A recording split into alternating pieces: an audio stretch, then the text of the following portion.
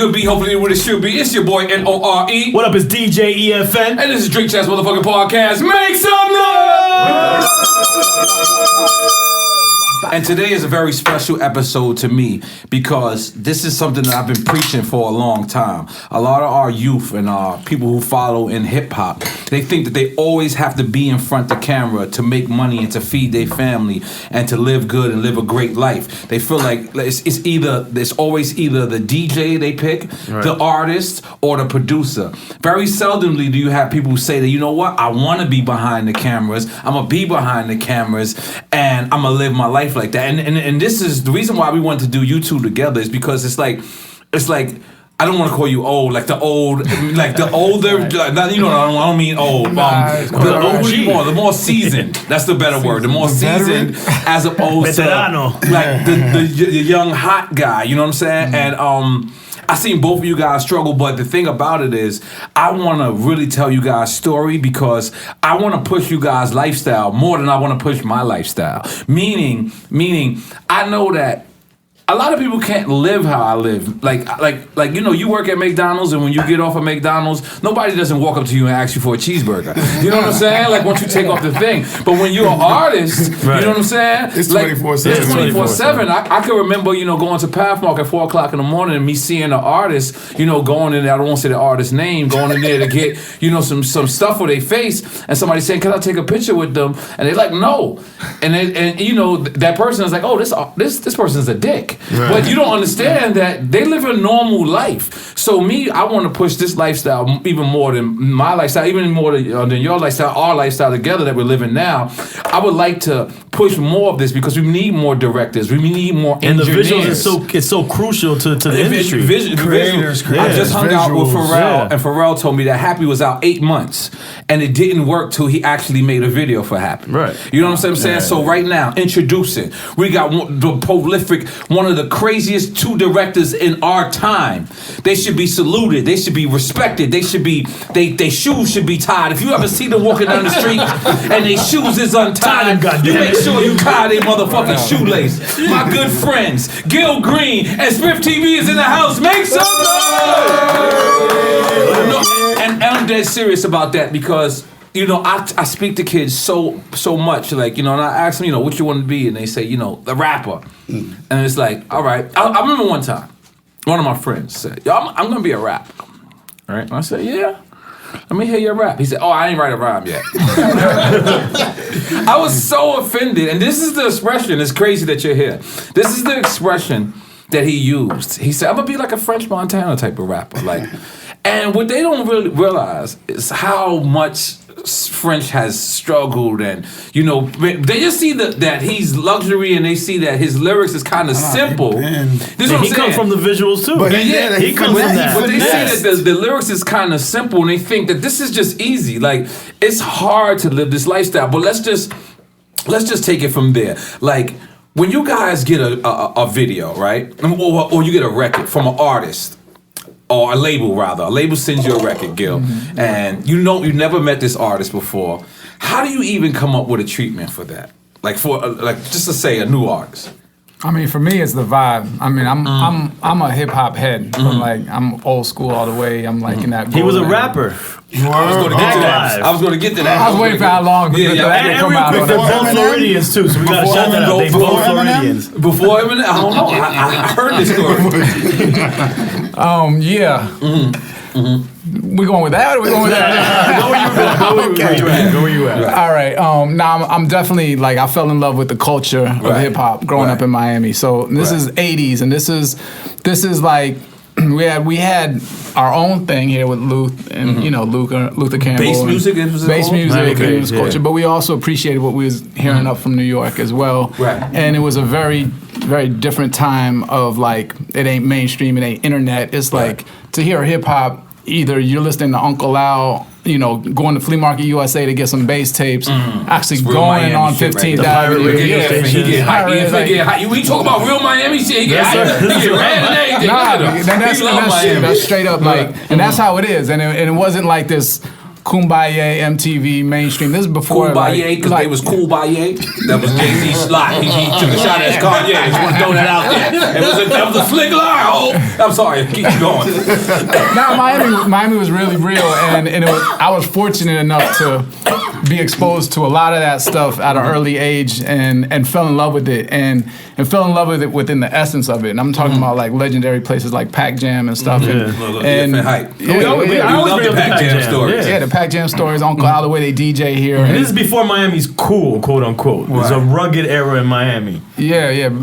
Other than Luke and them. You know what I'm saying, you know? I mean, like, there was always like the sixth borough they called Miami Beach with like all the New York cats. I don't remember Miami being uncool. Like me personally, I don't remember. I mean, people wasn't repping Miami, at least in the hip hop community. You remember, everybody was repping New York. Like people were faking New York. Okay, I remember if that. If they weren't like necessarily inner city base era, they were repping New York, which I hated. That was that's things that I was fighting, and I'm sure you were fighting that stereotype as well. Right. Yeah. You saw the divide because Miami wasn't necessarily known for its lyricists, and then a lot of serious hip hop heads were like always like fond of the lyricists. Right. So like, of course, New York had like that. They were lyrically driven, so a lot of the best lyricists were coming out of there. Not to knock the Miami rappers, but you know, we was about more rhythm and bass and moving and you know than necessarily like I loved cats like Kane and KRS and Rakim. And, you know, but if you go to some of those 2 Live Crew records right now, they sound pretty damn lyrical compared to some people now. Yeah. They sound pretty damn lyrical. Yeah. I mean, how did you? What made you pick the camera? Because we're gonna get into like your MC career at one point, but what made you actually say I'm gonna get behind the camera? Because that's like it might have been your MC career, was it? It was my love for hip hop. Because before even MCing, I was DJing, and I was the one selling you the mixtapes in the hallway, and then I was fortunate enough to be able to go to school, and I was. In South Miami, I got into this broadcasting program. It was a magnet school. Okay. So they used to bust me in, and they gave us a camera. And then I fell in love with visuals and music. Those are the 2 things. And we had a channel down here called the Music Video Box. Yeah. it And was like a fake video music box? Shout out to Justin. Yeah, it wasn't Ralph McDaniels joint. But we had Calvin McDaniels. We had Max. It was a lot of the box was big for all of hip hop. Let's not get into it. What are you talking about? The box? The box. Yeah. But people don't know the box. It was in Miami Beach. Based on Miami. And Justin Time was the program director. Y'all got that one. Yeah, we got it. We got a lot. Come on. Okay. So, but let me tell you, before the box became national, it started in Miami, and so we would get these videos that you know MTV wouldn't get. Masters of Ceremony, you know, Grand Poobah, and all these guys, and this is like '86. I remember. Throw your guns. 87. So they wouldn't let them have them videos over there. It would just be. That was just here playing first. it. If it wasn't BET, and BET was playing maybe Houdini, right? You know, but like these cats were coming down to Miami, and Luke was, and they were paying the box, and they would just run those videos. And you had to pay for the order of video on the box. You had to pay, but then the labels, the cheat code was the labels would pay in advance, and then you'd be watching. I was not on the label. Video 10 times in a row. Niggas still pay for the box. It was like 9 years old when the box came out. What is that? You remember labels back then? Come on, the box. Damn, how old are you, man? You're only 2 or 3 years younger than me, my brother. I'm gonna be honest. Listen, don't let the white fool you. Listen, man, I was not. Because when it got to you guys, we're talking about when it got to you guys. All right. He's lying about something. Maybe that's the lag. When you ordered it, it took 3 or 7 years to get to you. Yeah, that's probably true. So Spiff TV. How did you decide that? You know what I'm saying? Because you've been around rappers. How did you decide that the camera was the place that you wanted to be? Well, I started taking pictures first for Ozone magazine. So I was with Julia what's her name? Julia Beverly. I just seen her on the cruise too. Oh yeah, she's on the Thotty cruise. Okay, let's go. Well, I know that's what Spiff told me. He told me it's a Thotty cruise. I'm not saying Julia Beverly's a Thotty. We need Julia on here too. We need Julia on here. I've been talking to her about it. So you started taking pictures of Ozone. This before the mixtapes? You was doing the mixtapes? Yeah, I started, you know what I'm saying? And then you did the visual mixtapes. Going, baby. Look at that Deleon going for you. That's the best to kill in the world, by the way. By the way, it's the best to kill in the world. Puff Daddy's, he's distributing it. I spoke to Puff today. I said, man, did you hear Jay album? I said, we gotta start supporting each other more. He said, word up. I said, I need you to do my food show.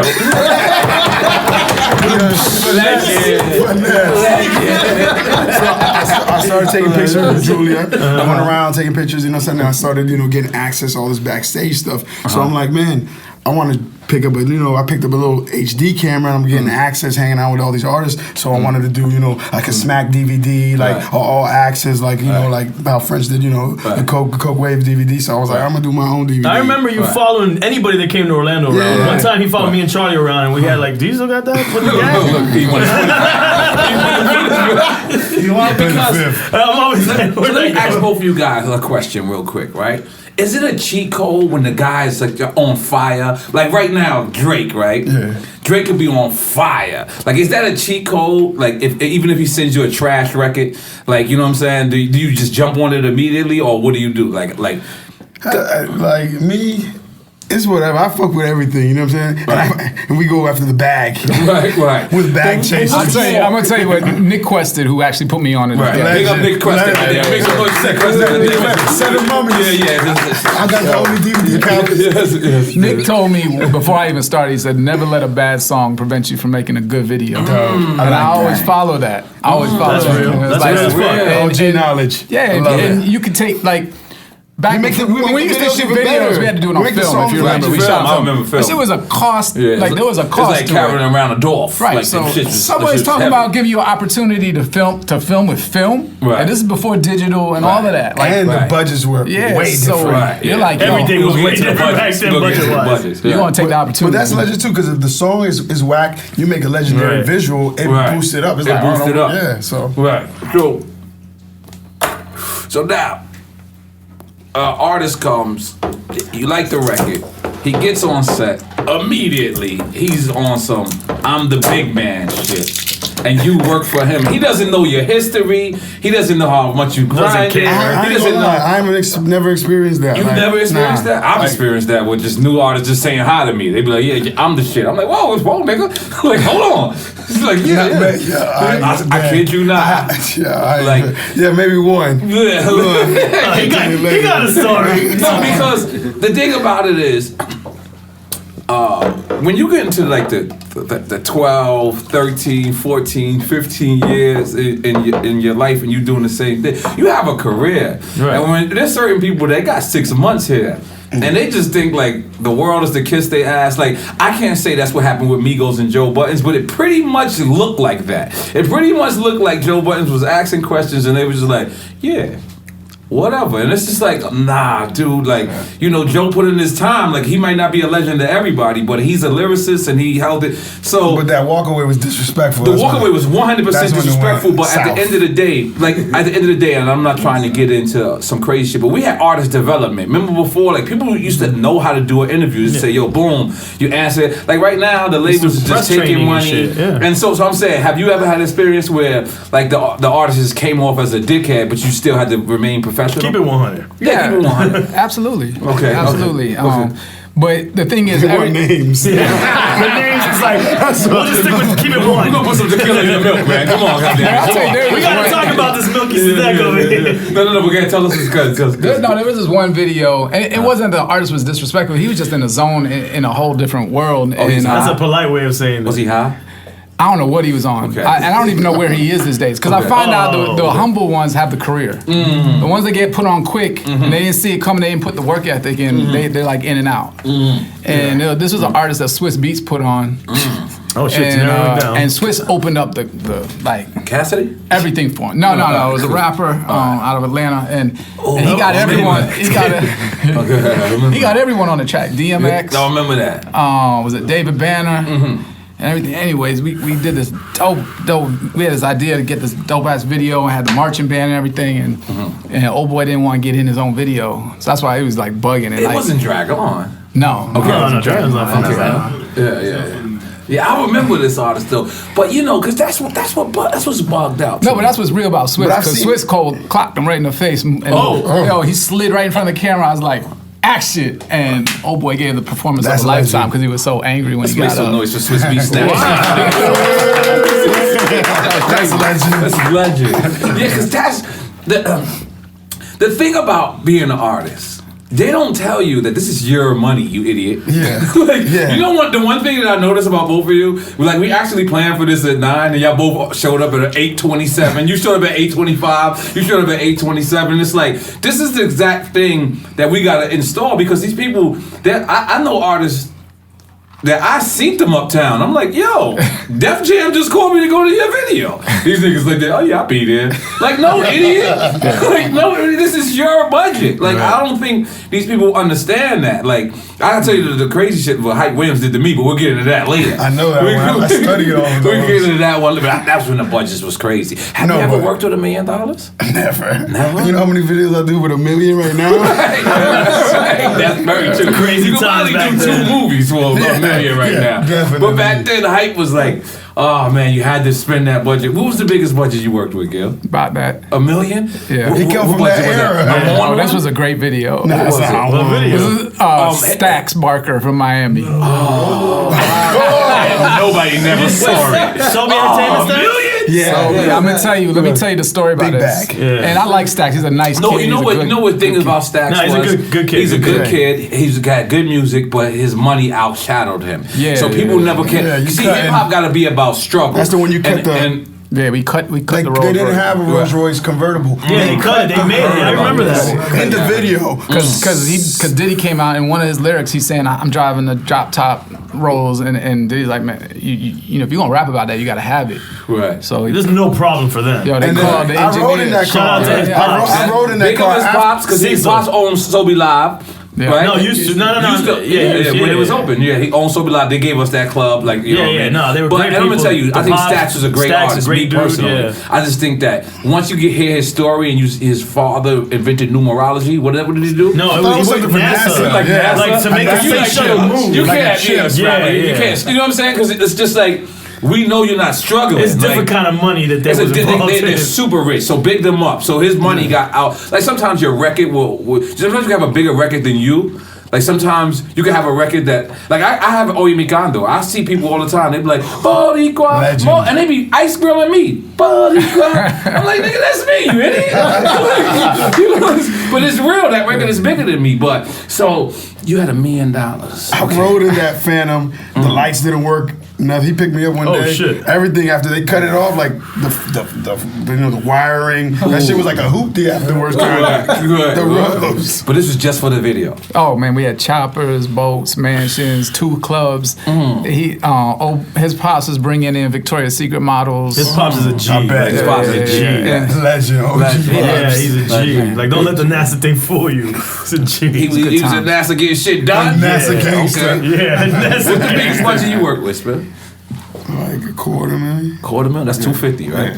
Oh man, what year But is that's this? like that. But I'm saying that's like the now. Me That's and almost like $1 million in Gil's. You know, Gil's big. No, $1 million, $1 million back then, Gil. Let's make some noise for us, Gil. But the hype is flying Mr. Charles in a jet. Yeah, listen. You had a couple $1 million joints. Get out of here. Nah. You had at least 2 or 3. Yeah. Nah. How legend is that? Come I had on. a- Nothing wasn't $1 million? No, that was like No, I had that was like like a- 875 or something. like 700 or 500. I mean, that's damn near But $1 hype million. was 800 one that went to like 1.2, like easy, Yeah. like easy. Like we filmed. That was No, right? Yeah, we filmed one Yeah. scene for 3 days. That's He was like, disrespectful. we got listen, N.O.R.E, this is how I work. I was like, at the time, Hold on, so in the did you desert know something. you was recouping that? Nah, listen. I knew from the Mr. Child something wasn't right. To tell him how you found it is the best. All right, cool. See, I want to get this in a minute because I want to go more about. So listen, we'll get into it later because I want to get more about y'all because this it's a long story. But I got jerks. Like I got jerks. It's a great story. And it's my most played video ever. So I guess it was worth it because it was like at the time where just hype. You just have hype name. Like it could have been a piece of shit. But they said Hype Williams' name. It was like theatric and it was shit. just like, you know what I mean? Like Scorsese videos. It was just that air. But do you remember those times? Like Yeah, I was PAing on those videos. Oh, That's the hype videos. That's how I got. I came up like from the bottom of the ladder. But hold on. We needed to describe what PA is. say what it is. Because That's the do boy. No, but production assistant. Production assistant. You go get the water, you go get get whatever. You just Like an intern in the studio. Right, but on set. Yeah. Yeah. Benny Boom was also a PA. Oh man, we all came up in the same name. Right. You know, Nick Quest put all them cats on. How about that? I'm sorry to change subjects because we want to get back to the PA thing because that's very important because these brothers think that they're going to just pick up a camera and they're going to shoot for, you know what I'm saying, 21 Savage. You know what I'm saying? They got to relax. Maybe. It could happen nowadays. So, what else I was going back to? Benny Boom. Oh, Benny Boom. Did you see the Tupac story yet? Not yet. I've just been watching the controversy with him and John Singleton. Oh, I love it. Yeah, it's great. We had John. Direct beef is hard. Direct beef. John Singleton and Benny Boom. Did you see the Tupac movie? Yeah, I went to the premiere. Okay, I was there too that night. I can't get in. The fire marshal said no bueno. I saw they was picking up your tickets. I'm like, yo, what's up with this? It was a shit show. Movie. But go ahead, tell me about the movie. Tell us about the movie. Yeah, it was cool. Like.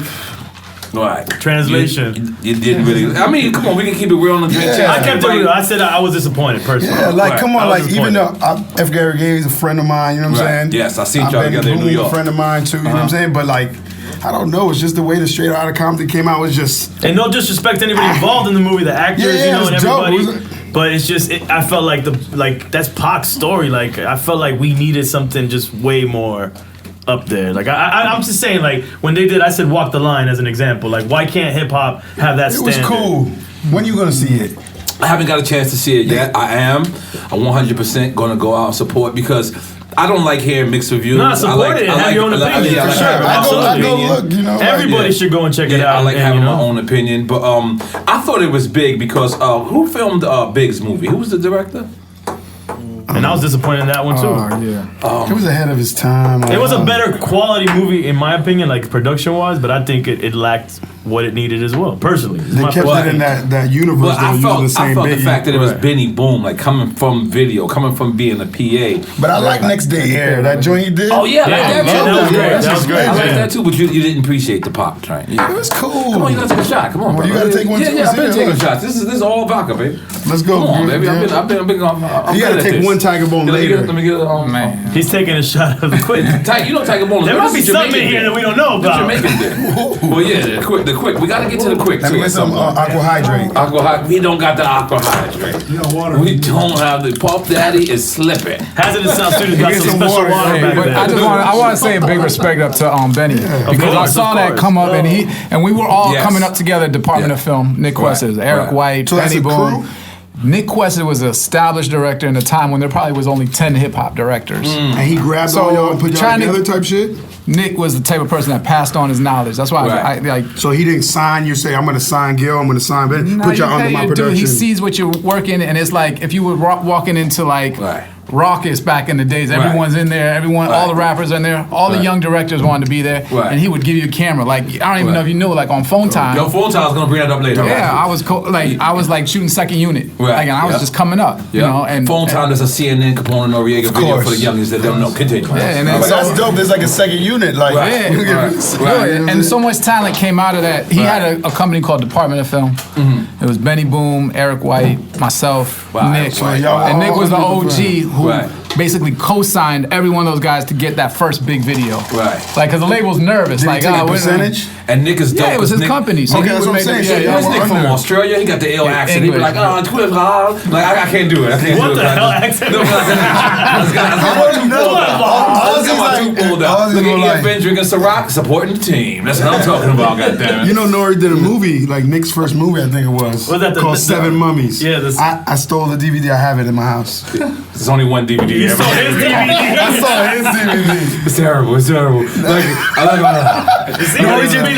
N.O.R.E. gets his head cut off. Yeah. They cut my head off. I played a black guy. I fucking get my head cut off. That's the black guy. The died within the first 12 minutes of the movie. You know that's the black role in a horror film. So I was satisfied. It was my first. I got to experience Hollywood because I always heard about these stories about these Hollywood actors. They are method actors. Yeah.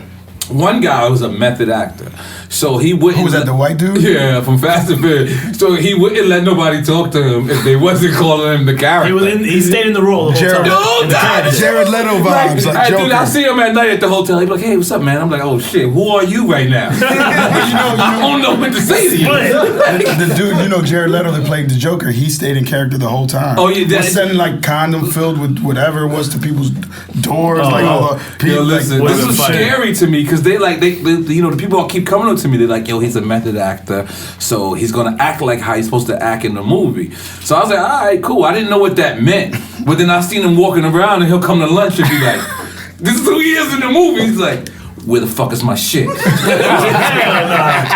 the people would be like, oh my God, such and such, to say his name. I was like, this is crazy. I was like, because you know, I'm playing a nigga. It's easy. I don't need to method act that. You know what I mean? so I'm sorry, man. This is true. So then I had heard these stories, and then I had also heard that all of these actors get coked the fuck up. So mad stereotypes. Mad stereotype. Trust me. I didn't want to see it. They're living up to it. I didn't want to see it. I went in the wrong trailer, and everybody was like, nothing but. What's up, man? Snow White and the Seven Dwarfs. I was like, hey, and I knew I just couldn't just walk out. I had to be like, hey, everything good? I had to say something. I'm like, what the? I don't think I'm gonna take a whole one. Fucking chewing tobacco and shit. You good? No, you can't do it. That's blasphemous. I got to experience that. Nick Weston gave me that. Nick Weston also directed our first video, LA. Word? Oh, that's crazy. LA. That's So, legend.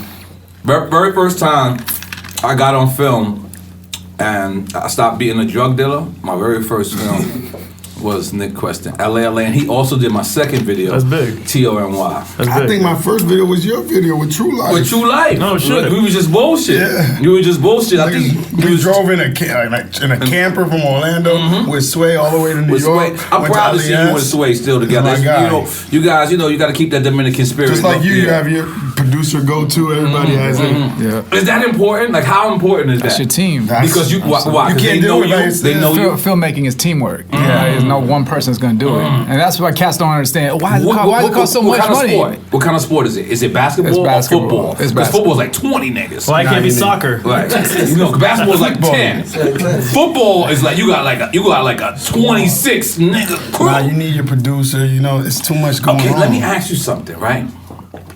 Now, when you have to cut costs, you got to fly to Morocco. I gotta find him. Cut that right there. You got to let's make some noise. Make it look like Morocco. You got to fly to Morocco. You got your set crew. This is your crew, but you got to cut budget. What do? You ride out for the crew and say, I gotta have my crew? They're like, yo, we want to shoot it for 25. Sway's like, Spiff, we can't go shoot this for 25 in Morocco. The Morocco producer guy's already saying 75. The Morocco, but so you hire the You need local someone on the producer. ground. You need somebody over there. You Right. know, he's probably finessing, putting his money on top of it. Who knows? You feel me? Because they told me that artists have gone to Morocco and they. ASAP told me on the cruise, he was like, yo, we went to Morocco to film, be careful. They thought we were spies. They took our cameras. They erased our footage. I heard a couple artists go through that, so you know what I'm saying? But I'm like, don't get it twisted. It sounds nice, but it's still North Africa, Middle East. No, South. It's lit. It's not, no, that's North Africa. North? Yeah, Morocco's North Africa. Okay, my bad. But I just like to say I'm Moroccan too, by the way. Yeah. It's North Africa. It's the Middle East as well. Yeah. You got worldwide. You from Morocco? My mother's Moroccan. That's dope. You been to Morocco? Never been. Oh, okay. Gotta smoke some hash. It's pretty dangerous nowadays. I want to go to Morocco. I love Morocco. Like, I don't know where. It's a great way to describe out of all the places. it's pretty dangerous. I don't know about dangerous, but It depends on where you go. But are you gonna go hang out everything going on. Marrakesh in the street I mean, market? I want to go. I'm down. I'll go to Morocco right now.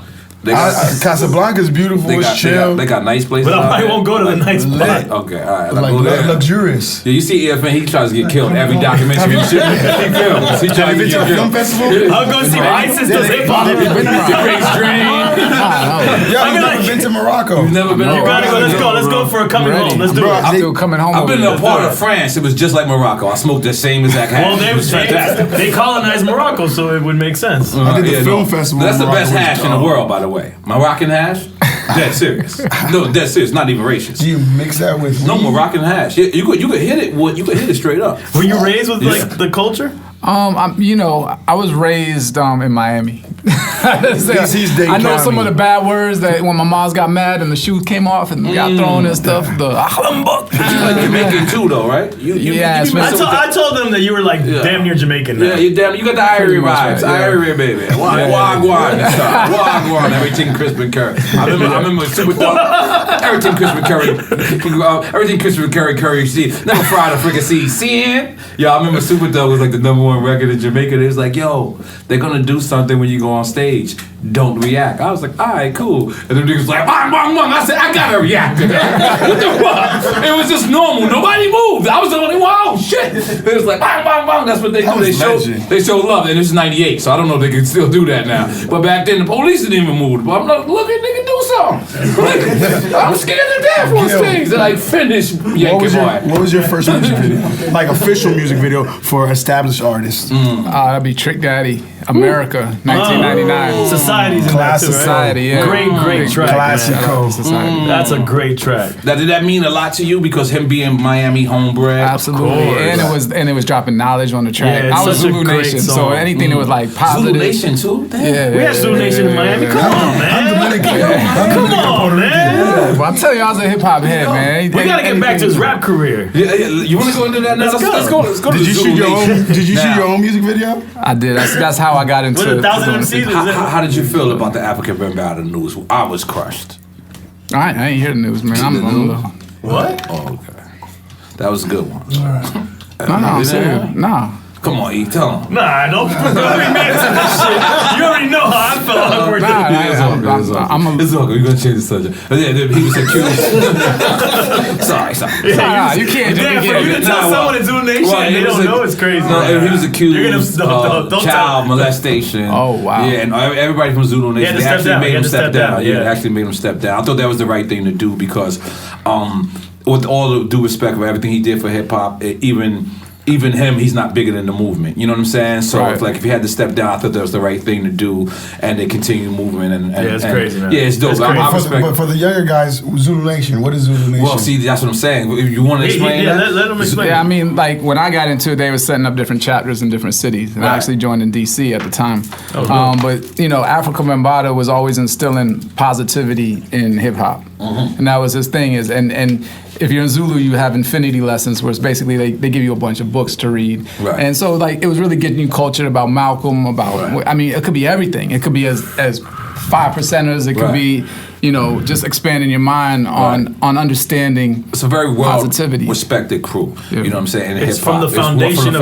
of hip-hop. Okay. Yeah. And whenever you say somebody say you Zulu Nation, it could be all over the world. I'm talking about you could be in Switzerland, you could be in Dusseldorf, Germany, you could be in. They got chapters you could be in- everywhere. Yeah, everywhere. Okay. It's And it's a united beautiful internationally. movement. Who initiates and like yo? No, it was African Man Body. It's a beautiful movement, so I just don't want the movement to be torn by one person's acts, whether he's guilty or not. So the fact that they made him step down or he stepped down, I thought it was dope because I don't want the movement to stop for one person's actions. Even Was though he the he's one the that created godfather. it, though? I believe Yeah, so. because he Okay. brought like, and tell me if I'm wrong, and I'm gonna say what I know. Right. But they brought the infamous gangs in the Bronx and in New York together, together, which yeah. is the birth of hip hop. You know, the beat. And instead the of fighting, Warriors? instead of fighting, they started having b-boy battles. Legend. You know what I'm saying? MC battles and DJ battles, and that's that's kind of like the gist of how Zulu Nation was created. If you want to see And a it went really worldwide. good documentary on it, actually Nick Quest was a part of it. Rumble Kings. Rumble Kings is wow. amazing. Amazing. And then Rumble watch Kings, I the never other, heard the of fashion one. What's the one that? What's the? How old is that Rumble No, Kings? the fashion one that Thurston just is came in. out? 3 years. Oh yeah, it's Massive Appeal. Yeah, Massive But Appeal. that's like right after Rumble Kings. It almost goes. It's like a Like the segue into Warriors, that. but it's a Oh I yeah, feel there like was it's a dude named Carlos Karate something, right? I like that guy. yo, It's legend. Rumble Kings is amazing. It I really watched. explains I all gotta that. finish it. I started Yeah, watching. it's it. Oh, yeah, amazing. put me on. I never even heard And then of there's a that. fashion one which I can't think of it. I think it's a Massive Fresh Appeal. Dressed, I think. Fresh dress.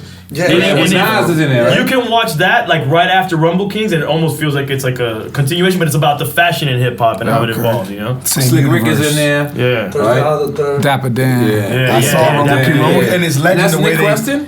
Nick Weston produced Rumble Remember, Kings. Nick Question got it. Oh, And well, some of those I guys in seen Rumble Nick Kings are in Weston Fresh Dress. at the Fresh Dress party. He might have something to do that too. I seen Nick and Stretch Armstrong at the Fresh. He's at the strong. Fresh They Dress. got a big company. They fund mad movies. Massive Appeal? Cool. It's amazing. No. Nick Weston. Oh, Nick Weston is like, you might just have to get Nick on your show, man. Yeah, I need Nick. I need Nick. And I need him to direct a new video. So just for old time. It's always a double old time. The funny thing about Nick is, like, you'd be like, when you hear him, he's this Englishman. You're like, yo, how does an Englishman get into hip hop and everything? And he's hip hop. Yo, this dude just filmed a documentary. It's on National Geographic about Syria. Wow. Like, them cats were in the heart of Syria. So when you say, like, yo, he was in the heart of it. He's definitely realer than me. I ain't going to Syria. Nick was about it. I would go to the It's about what happened in Syria right now with all the Uganda. Oh, I heard about that. It's crazy. I went to Jamaica. I did Unforgettable in Uganda. I know that's why. It was like a 25-hour trip to get there first. Listen. I have my version of third world countries. I'm out of it. It's not for me no more. I'm not doing it. You gotta do one with me. One of one. No, I'm coming watch you. One coming home. I'm gonna go to the one that's in like the city. Like the city. No. I'm still staying here. You go to Puerto Rico, La Verde. That's it. So Unforgettable, right? I'm like, yo, I need blank guns. We don't have blank guns here. Right. They using real AKs, of course, shooting blanks. Right. Which is like horrible. The cops provided 100 AKs for me. We have gun. What do you need? Want this one? You can use this one. I was like, okay. So we using blanks, and you know when you some blanks, there's like full blanks that's louder, and they cycle the gun. You know when the round goes off, it'll put the next round in the chamber. So these blanks are on the real gun. So after they go one time, they gotta go. So it was like just scary about, safety. Y'all pointing the blanks at each other? The guns with the blanks? We didn't point at you. Know I'm saying that sounds like the same story when we shot Yes Sir. Yes Sir. Oh yeah, the cops came and shut us down, right? That was shooting blanks too? I don't know. They were shooting real joints. Yo, can I tell you this is one of the craziest video stories ever of all time. Give it to us. And it was early in my career, and big up for like giving me a blind actually shoot a music video with you. So let's do it. So we're in the Bronx and it's the coldest day. No, we was by the stadium. Oh, okay, that's right. By the stadium. Yes. Coldest day in New York. And we're in the middle of shooting and we set up this whole scene and in the middle of our shot, this dude tackles another dude in the frame. While you're shooting. While we're shooting. We're doing a take. So somebody doing a performance. And then this is happening. Pulls out his piece like, get down, motherfucker. We're like, yo, we didn't rehearse this shit. Like, where this coming from?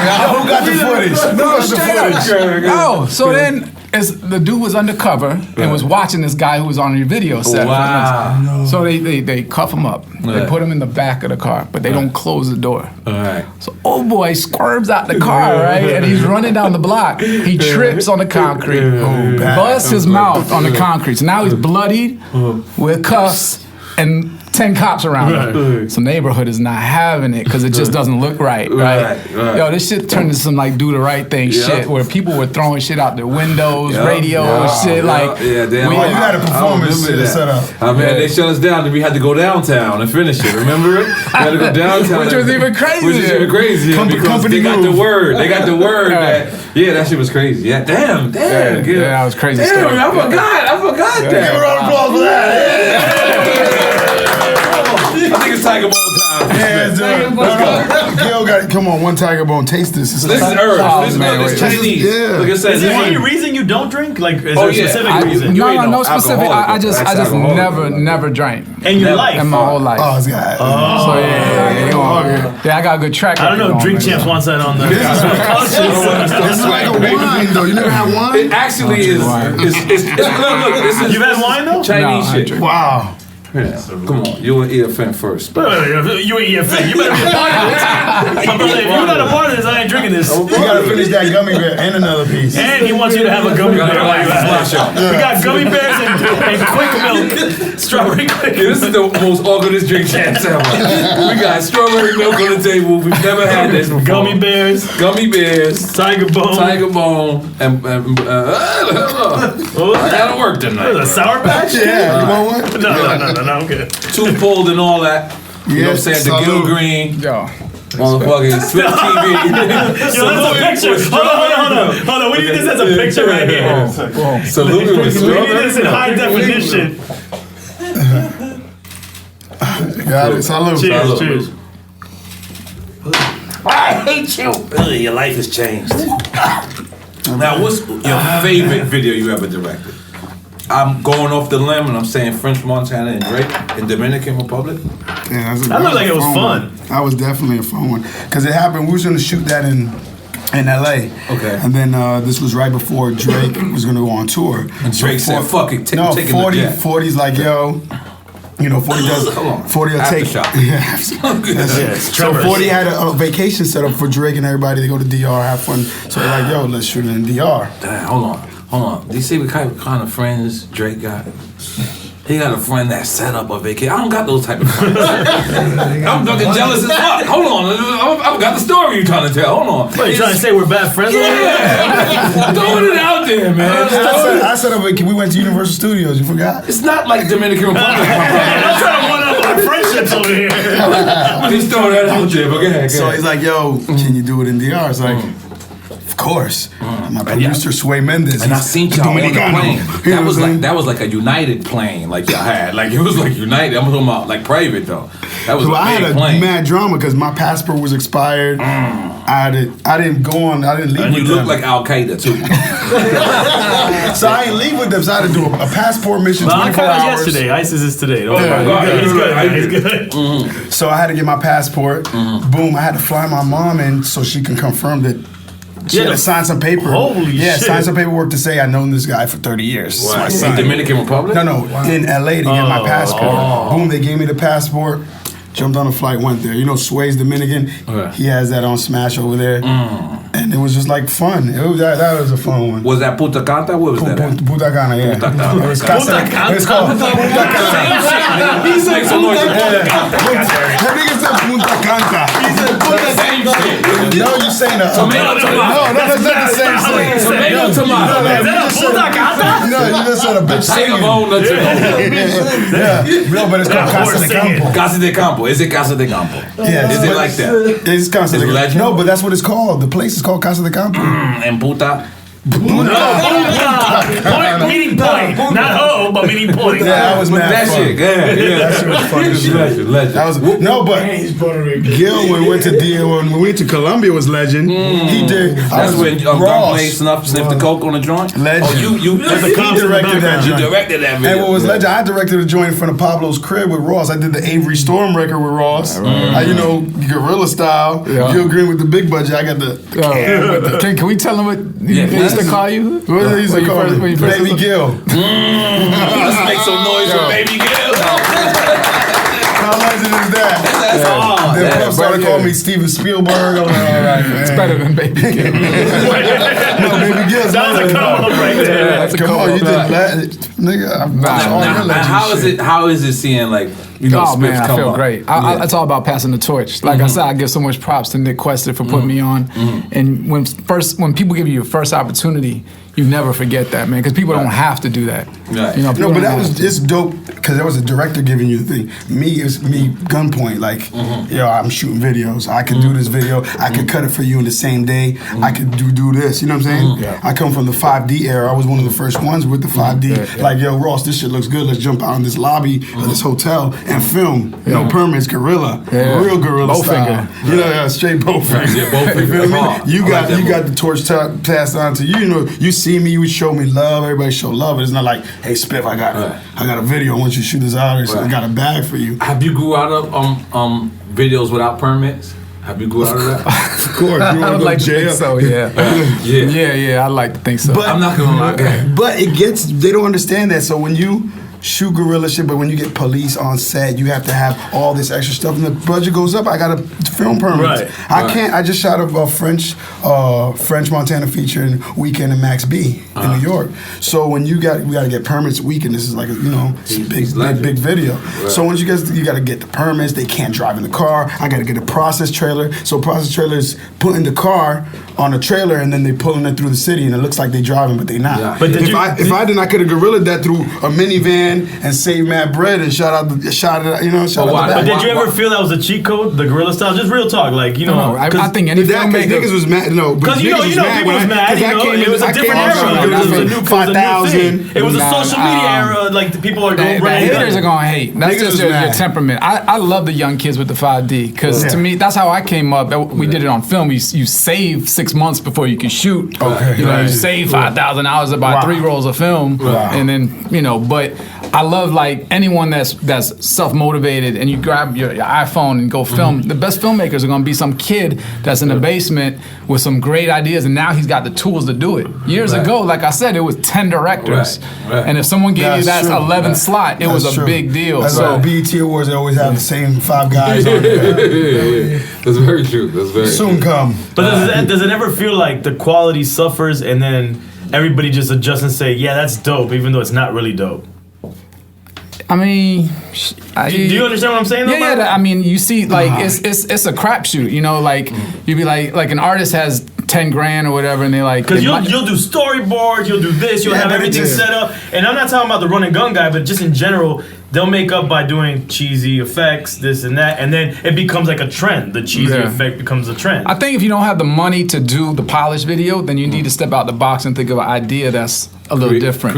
Different, yeah. It's out hard. the box, creative. But I was a nigga that 1,500, 2,500, 5,000 would make it happen. But when you get to a certain level, when I have my certain team, my certain DP, the guy that sets up my lights, he's expensive. He costs 4,500 just to be on set. You feel what I'm saying? So I have a certain look. So if you want that look, you got to pay for that look. I can't do it cheap. Describe to people why lights is important. Because you see the era. Everybody come up to I got a red cam. Let's shoot a video. I got a red cam. Everybody got a red cam now. It don't matter. You can shoot the red cam and look like you shot it with your iPhone. You need the DP that's gonna get that lighting of what you need to make that look, that movie look. You feel me? You can't do that. I got a 5D. I say, okay, cool. Look at your video. It looks like you did it with a VHS camera. You know what I'm saying? And someone will be like, but that's the new trend. That's just hot. No, they and did that's when it goes It's bad. like, how many videos you seen shitty lit red? It's like, yeah, this is red. Yeah, but sometimes if the song is popping, cats don't even give a damn. But that's what happens. The song pops and like that Bobby video goes viral. Bobby Shmurda's video. And then everybody be like, that's the new look right there. And everybody wants the professional look. guy in me was like, oh, that's not right. Like looking at the video, but then the hood guy in me was like, I'm with it. I get it. Fuck it. I love the song. Let's go. That's hip hop. But I've been in the game 20 years. I'm like, damn, nigga. Like you were supposed to reshoot that video. Let it rock. Let it rock. And then go in and reshoot that. Yeah, reshoot that. Like that was the original. This is the remix, but it's not even the remix. It's the original. I got a question. How many videos had Bobby Shmurda, by the way. Had a guy like canned? Like shelved. I know, like he's experienced that. I've never. That's I never in this era. Niggas ain't showing video. Niggas ain't canning shit. But in that era, content is king. Yeah, but in that time, that hip hop time, they're shelving your. Oh yeah, it's not coming out. They shelved hundreds of thousands of dollars there. Wait, whoa. What you say? They shelved the Usher video that was like $1 million. Now, when you say $1 million, did they give you 500? No, it wasn't me. I didn't do it. I just this was a legendary story because I seen the rough cut of the video. But that's pop status. I imagine that would still happen. No, but what are you doing? You're still losing money. Like, there's no way to fix it. But back then, it was like that was money. the CD era when like cats were coming out the gate 7 platinum. Like so, $1 million was like they just throwing money. Didn't they show one of your videos on Ja Rule? You shot in Circle House. You shot in Circle House. They shelved it. I'm talking about we spent so much money, and it was crazy because I remember this like it was yesterday. Leo said, this is, usually executives, they want to come meet you and they be like, come by yourself. He's like, where are you at? You at the studio? I'm like, yeah. He's like, make sure all of your friends are there. So I'm like, all right, cool. So I'm like, I've never heard of executive, so I don't know what to expect. So he comes in, he got the rough draft for the Ja Rule video. So he puts it in. I'm looking, I see what myself. Was it on tape or DVD? It was VHS, for sure. Yeah. So for sure, I'm old school. I'm sorry. So he put it in. Pause. I don't think nobody was confused, buddy. It was the VHS cassette in the VHS player. Pause. And I sit back, I see myself like I'm my very first fan. Let's just be clear. Like I'm my first fan. Can't nobody say They was N.O.R.E's first fan. It's me. So yo, it was me. So I see myself. I'm like, oh shit, nigga. Yeah, you doing it. My niggas is like, yeah. They looking at the video. They see it themselves. They like, yeah. We all let the whole video play. And then he stops and he goes, it was popcorn. That's awesome. It was popcorn. And I was like, cause that hurt, man. It hurt. But I lived next door to Ja Rule at the time. I got 6 cars, but his 6 cars is different from mine. I got a 500. He got a Maybach. I got a Lex Coupe. He got a drop. You know. Oh, Mercedes. So anyway, I tried a record. You know, I tried to do this shit. And Leo said, I invested into N.O.R.E, not pop. N.O.R.E who wants to be like Ja Rule. And I couldn't see it. He was 100% right at the time. Yeah. But you know, you love yourself, man. It's hard to look at yourself and say, this is whack. But it's hard as that power. It was a good record, too. It was a good record. We should have done the record like it was. We did the record like we was balling. Yeah. Instead of saying, you know, I'm gonna live my life and do shit like that, like doing regular shit. We did the exact opposite. It's Little X. Right. It's 2 times me and Little X. I think Little X is very creative. I think he's very dope. I just think me and him is vodka and milk. It just don't mix. Milk. It just don't milk. It just don't mix because you know, he fucked up Homegirl's in that video. He messed up Homegirl's in that video. Ooh. The one that we always. Oh yeah, the girls make some noise with you. Being in that video. And Banned from TV too. They shelved it. He's like, it's not coming out. Oh no, straight up. Popcorn. Yeah. He gave me a choice. He said, listen, this is a legendary story. He said it on Drink Champ like 3 million times. Oh, right. But he says, I was like, yo, I'll make a deal with you right now. If you can it, I won't let you eat up this budget. I'm gonna charge it to such and such. Oh, but nice. You must make another record right now. So I'm like, okay, what's up? He said, if I cut you, what would you plead? Say it, because I always like what you say. I love it. So me, like, you know, of course, I said, I'll bleed blood. He said, now ask me that question. I said, if I cut you, what would you bleed? He said, I would bleed Run DMC, Sucker MC. It would come out my body. He's legend. It would come out my body. He got the best. And then he said, now I'm going to ask you this question again. If I cut you, what would you bleed? I said, Super Thug. He said, exactly. The car service is downstairs. Go see Pharrell. He's in Virginia in the studio waiting for you. And the rest is history. Homeboy, I came to party. Wow. Yo, girl, if it wasn't for that, let's make some noise for that. It's one of my favorite hip hop stories. I've never seen a gang of thugs. Like I'm talking about, I was just with the tough guys. Everybody was in Miami? No, this wasn't Miami. When Leo came to the studio, this was New York. This is Right Track Recorder Studio, and I seen him come in by himself. Like look everybody up and down. Dolo. Was like, yo, hit the weed, I think, and everything. Was like, hit. Mm-hmm. I know y'all. Okay, cool. Because he's been on tour since Run DMC, LL Cool J. Like. We're not showing him nothing new. Yeah. We're just showing him the new version of that. But anyway, that's one of my favorite hip hop stories. But I don't even know why we went there. Why did we go there? I don't know. We went about canned videos. Oh, about the canned videos. So he canned it. Did it ever come? It came out, didn't it? It got bootleg. How soon? But when? What year? It got bootleg like years later. Okay. Like years later. Like I knew. Like once online, you couldn't have nothing. Yeah. You know, like at the time, everybody had to stop sending dick pics. Like around that time. I don't think that around that time. I had to throw that out there. He's the move. You know what I mean? He's the move. But yeah, around that time. No, God. I finished it. Don't worry, bro. Take another shot. They're pressuring you. Let me find out. You know, I goes in. I got my tooth pulled the other day. He's going light right now. I'm drinking with you because I want you to with that. So you said your favorite video, but you didn't say your most fun. You know, you said your most fun. That was your fun and favorite. Yeah, it was dope. Fun and favorite. You remember which one you said? Well, no, you know, one of my favorites is Mafia music. Ross. Yeah. Y'all was in the house.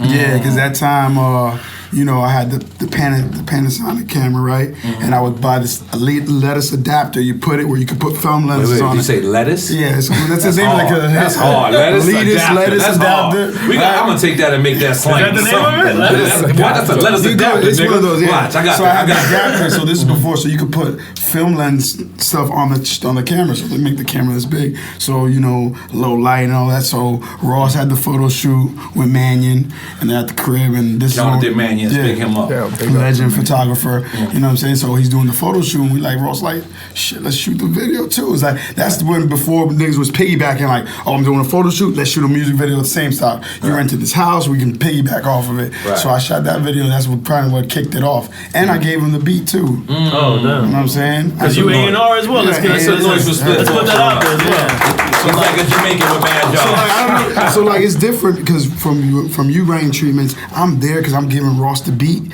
and I'm watching him write and rhyme and write on the song. So I'm already like, yo, you can do this. So you could see it. It's like it's a cheat code for me because I'm with Ross. I'm giving him the beat. He's making the music right there. I'm there when he first cuts it. So I already have the idea. Okay, this is what we're gonna do. You're there for it. You know what I'm saying? So a lot of records we end up like that. There's a lot of kids right now. They write the music. They produce the music and shoot the video. Yeah. Baby Gil Green's for real. You know what I'm saying? Right. And what do you think about that, Gil? I think it's great, man. Like I'm saying. It's like it's why you got so many like talented artists now because they have access. You remember probably back in the days you probably had to save a lot of money just to get in the studio.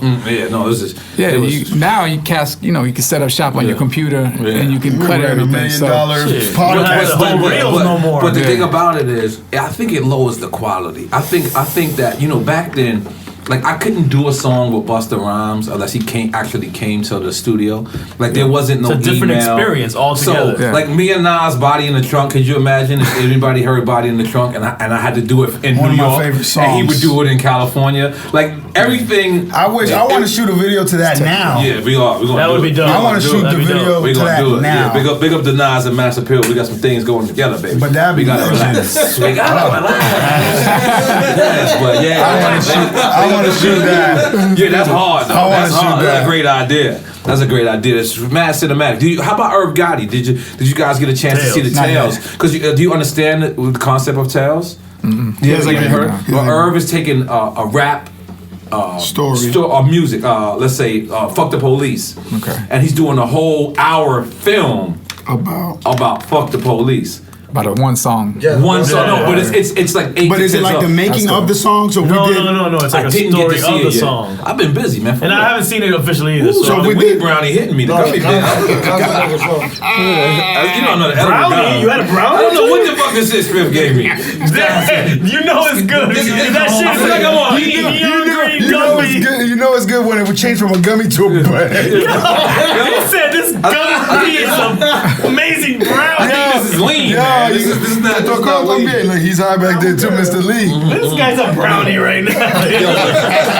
But so explain what Tales is, I just told you, I haven't seen it either. So if we did one on N.O.R.E, would it be about the song or is it about From what I know, which sounds amazing. I haven't seen it. That they just take the song and then he creates a story. A story, right? A visual story. So if we did Homeboy, how it doesn't have to be. It's not the making of. But I'm saying if we did Homeboy. No, because it's like deeper songs. It's like Fuck pop, the Police has a song or something. I don't know if he did pop. Has anybody here seen it? Jeez, all of us. He did Trap. We're horrible hip hop. So it's like so from what I heard. So why we can't do Homeboy if they did Trap Queen? Yeah, because I mean we ain't like let Irv live.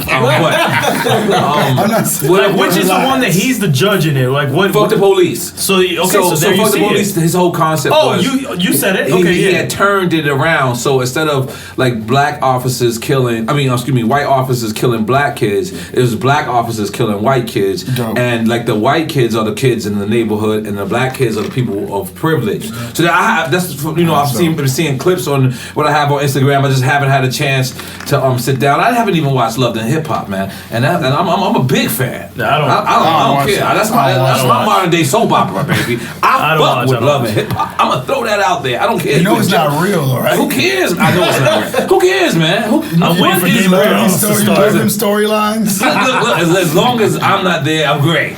But you know what it is? It's like Jerry Springer. Jerry Which is Springer. horrible example. I was entertaining. Listen, I don't care. man. I don't care about these people's real lives. But people believe it. That's the problem. Yeah, I'm talking about Jerry Springer. No, and they believe that too. Yeah, so I was said it too. This, It's like, this yo, is you my wanna go N.O.R.E. fight? thing. Yeah. And they getting money out there, so big up everybody that's on Love No, and big Hip up to everybody making money. yeah, Come on, yeah, that's a big big up to thing. everybody. Let's raise the bar, man. I can't hate on Love and Hip Hop. But is it like a cinematic universe? They use all the Love and Hip Hop people from LA and they come together. What? I feel like I just took a brownie and a fucking gummy. That was definitely some lean beer. This is a lean beer right there. So now, a new kid starts up. What is your advice for these kids? These kids coming up. Kids in the kitchen. A kid asked me today, he's like, yo, what do you do? I said, get with an artist and stick with them and just build all your, build your catalog with an artist. You believe in somebody, just link with them. And I said, if you see somebody's popping, just run up to them and be like, I can shoot your video in a day. I can shoot your vlogs. I can edit. I can do IG videos. I can do graphics. And I'm going to stop. I stop and get kids' numbers all the time. I say, yo, DM me. Boom. I go, I follow them back. They send me reels and I go through shit. You know what I'm saying? That's hard. Yeah. That's a set. I mean, I think there's two type of kids that come up to about being a director. One, they want to be that lifestyle of the director. They're not serious about a craft because there was a time when. But that's your time. There was legends like the director. Yeah, I remember chair. Dave Myers was on Cribs on an The episode of directors are Cribs celebrity in that era, because he was so big and large, and every time their name came on, like on Yeah, the they bottom were on the definitely credits, celebrities, so they were at one point they were like mini superstars, and so there's Hype this Williams. and there's Paul Hunter. and a lot of the cast in that era just liked being Anthony Mann, like that lifestyle vibes. versus like really studying the craft and like how to take it up to the next level. And so, I always tell kids follow the passion. Right. Don't follow the money. Yeah. Because y'all Follow two the like passion. very like different styles. It's like you put it all on screen. You're laid back. You're not too much around. You're in every Grammy show. You're in. Yeah, because remember, I do music too now. Like I got an album coming out that I'm doing. So he's being nominated as well because he's A&R in the I would assume. for You say if you're in Grammy No, I'm shows. just saying, like all the events. I'm Like, just If saying. you're A&R and you're getting a Grammy as well. Exactly, So if the album Right. you're a part of is getting a So Grammy. it's not just or direct, nominated. it's not directing for me. Right, so it's right. A&R and executive producing, and then now working on my own records. Right. Like how you did with the Latin Right. and Americans together. Nobody was doing it really. Nobody Right. did it before them. Right. But maybe one CD they did like Nas. I Right. think Boricua Guerrero. Oh, I think yeah, that yeah, was. yeah. But yours was like. I wasn't for that era. I was for yours. So being around that, being Right. your hype man on Right, stage, right, like right, nobody right, knows definitely. N.O.R.E's hype man Definitely. on stage, and then just That's real grind. shit right there. That's real shit right there. But that's what I'm saying. Like y'all styles are like different. Like But how about this is legend? When I first seen this, I never seen it. I seen Puff's Dirty Money video. Hype was directing it. It was, I think, maybe the first time I seen him directing a video. He's nowhere on set. Well, They're yeah. shooting upstairs. Right. Downstairs, there's a blue tent. I walk inside this blue tent. There's a 70-inch HD TV playing Avatar, and he's sitting there. But that's hype though. How legend is that? I wish I could do some shit. And then I seen another video I forget, but he's got a big ass stereo system and it's a rap video and he's playing whatever he wants. I'm playing Snoop Dogg right now. And you just like blasting this music. You're like, damn, how do I get in the vibe? If I'm the artist, you just gotta. I'm hype. Yo, I'm gonna tell you a story. Avatar, bro. Khaled had that I don't think record it was out with Khaled had that record with was it Kanye? Oh yeah. I was there for that video. The Grammy Family joint? I think Go Hard. I think No, Go Hard. Go Hard. Yeah. where you had like the 5500 tank top.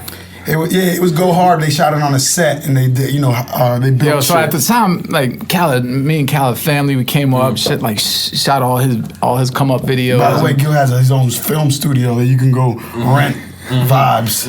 And but at certain times when you're working with a feature artist, that feature artist is big enough to tell the artist, we're working with this director. True. So I think Kanye demanded that we want for this Khaled video, Hype has to be the director. Right. So Khaled would call me on the other line, not knowing, like, Hype had no idea that I was on the line. At the time, Gil was shooting all Khaled videos. So you're like, that's your man. He's like, nah, Gil, you're getting this Kanye video. You're like, damn, that's what's up. And then if a nigga be like, no, you gotta get it. I want to hear what happens. Khaled had no idea what Hype was talking because he'd be like, there was no treatment. And Hype is in that rare era. He set the trend for so many other directors, you know, and I have so much respect for him and what he did. Yeah. So he just doesn't send in the treatment, and Khaled's nervous because, you know, he's spending his own money and so he asked me to be on the line and interpret what he's saying on the line, and you know. And then for what I heard, like, he just shows up and plays whatever music. Like you said, it don't even have to be the track, but he's such an innovative thinker. And sometimes it's hit or miss. Sometimes people watch Hype videos and be like, I don't get it. But then every once in a while, he raises the bar and does another thing that's crazy. They built like a tunnel, it was black. Yeah. He just stood there in the middle of Kanye. And this is Hype directing. Half directing it. Yeah, but like, as an artist, like when Ross gets a set or French gets a set or artists get a set, they want to hear their verse, or you want to hear your verse because you don't even remember doing the feature. You don't remember play it, loop it. Imagine you coming, this guy you playing, that's crazy. Know, Phantom of the Opera or something. You know what I'm saying? That would have been on my set. I must have set a precedence. Did I say it right? Yes. I must have set a precedence. No, but now you fucked it up. Don't fuck with sound like that. Don't play no other nigga shit like that, man. No, that's crazy. That hurt my feelings. But Avatar was like, okay. Yeah, Avatar is legend, man. I might have let him get away with Avatar. Come on, bro. You would have walked in and seen Avatar. If it was out 2 months before, I would have been like, I'm in. You would have been like, let me watch it. Let me watch it with you, and then we can start. You know I'm smoking, and go ahead, let's order them wings, too. Let's order them wings. Mr. Childress? Yeah. You still got to tell the Hype story. Yeah. Is it time? Okay, we could get into it. But basically, the first day we on set, he just orders. He's like, yo, N.O.R.E, you drink, right? I'm like, yeah. He's like, all right, cool. Fucking case of Cristal. Like, oh man, this is how I need to be working with it. Like, this is how I should be treated, man. You know, I'm like, right on. Boom, we popping. Then he's like, yo, you a cognac guy, right? I'm like, yeah. 6 bottles Louis 13. Mind you, I'm fucking what, 24, maybe 26? Louis. So around that time. I don't know what the fuck Louis the 13. I'm a Hennessy kid. So I'm like, give me the Pepsi. All the people on set is like, oh my God. He's ruining the Louis. Because you know you're not supposed to mix it with no fucking Pepsi. I got Pepsi and ice. I'm just disrespectful. These are old OGs. They looking like, oh my God. Like they holding it hard. How expensive is a Louis bottle? That's it, $1,300 a piece. I'm talking about he gave for us like a shot. No. The bottle was $1,300, but a shot. Shot's like $500. I had a shot of that. It was $500. It was like a drink. Yeah, it was like $500. Wow. Yeah, real shit. So, mind you, I don't know I'm paying for all this. All right. Come on, you let that out too early. Well, no, I'm saying yeah. But I don't know I'm paying for this. So it just repeated. It just keeps whatever I want. I just got. It's at my disposal. But I'm just like, all right, cool. So the last drawer like a was genie and shit. The last drawer was like, first off, they had sent us to a hotel, and I knew the budget. So when they sent us to this hotel, it was the closest hotel that was next to Death Valley. You ever shot Death Valley in Las Vegas? The desert. Yeah. You ever shot Death Valley in Las Vegas? Well, the funny shit is when we went there, they said, oh yeah, we gotta take these vitamins because Master P's DP died yesterday, and they just said it like it was normal. Like, oh wait a minute. What the fuck did you just say? That's how hot it was in the desert. But anyway, moving on. We're at the hotel. So I go in. I gotta take a shit. You know. The hotel is fucked up. This is a motel. Right. I know we started with $850,000. I'm not supposed to be in the fucking motel, right? But they're like, yo, this is the only. This is the fourth day of shooting, by the way. Mind you, we shot 2 or 3 days in LA. This is after the Cristal. Remember, the Cristal was one day. The Louis XIII was the next day. That's 2 days of a boxing scene. Yeah. We had it the first 2 takes. That's for Oh No. Oh No, right? Legend. So, anyway, I get to the joint. I'm taking a shit. I'm trying to suck it up, but I'm taking a shit, and I just feel somebody looking at me. But I'm looking, and I'm like, damn. And it's a big ass spider right here. I said, oh, we out of here. So no, I got the fuck up out of there. I went to the right joint, got up, woke up everybody. And the crazy shit was mad at my niggas. They was already knocked out asleep. I was like, we cannot do this. So we jumped in the car. We went back to Vegas. Boom. Medio mojón. We went back to the. I don't know what you said. Okay. So we went back to. We go back, and then when you go in the casino, it's air that pumps in your oxygen. That it just keeps you up. So even if you're dead tired, like if you still halfway up and you sit there, that oxygen is gonna hit you. You're gonna break the fuck back up. And so we woke up, got drinks, went back to the set. Now we finally go to the set. We go to the set. So at first what happened. We were in the doom buggies because we in we city boys. My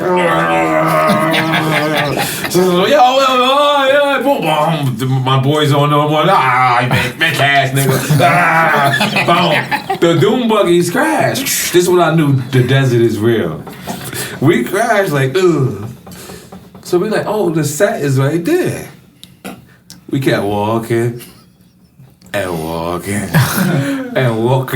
Yo, that mirage shit is real. Like, yo, that shit look right there. We walking like 10 minutes. Like, hold on. Yo, come get us.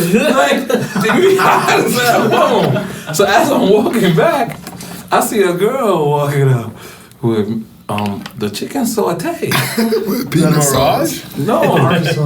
When they finally come get us. Because we couldn't, so they come get us, we come back, and then I see, the chicken saute. This is a very distinctive, at the time, remember at this time, there's only two Mr. Childs. Take my first saute. There's only two Mr. Childs at the time. There's New York and LA. There's not a Philippe Childs. There's not these other, Red Sticks. These other people who make these, these chicken saute. Yeah, they ain't exist no more. They out there. They got another spot that's just sautés. That just sautés. Yeah. I mean, but so I see this chick. So I'm like, yo, excuse me. Like, where'd you get the? Because they got us eating craft food. They got us eating with the production is eating, and that production food don't got no type of sauce. There's no flavor. No type of seasoning. I don't know. Why is the people that make the people that make the production food don't got no taste buds, y'all. Nah, the Spanish dude in LA. For production? Oh, okay. Flavor, the only one. So that was recently. That's the only time I asked for Spanish people. I didn't even know I could do that. I just take with them production here. Crackers and queso for you. But I seen this, so I said, yo, where you get that from? She said, Hype. Yo, I went in Hype's trailer. He had a whole thing full of Mr. Childs. Like, I'm talking about that shit smelled like the restaurant when you walked in. You like, yo! You expect a nigga to come over to you and be like, what do you want, sir? Like, but how do you get on Mr. Childs? I said, yo, Hype. Mr. Childs said, yeah, this is for us. Meanwhile, we out there. It's like, yeah, this is for us. You and your boys. I said, yo, word? I said, yo, oh, hi.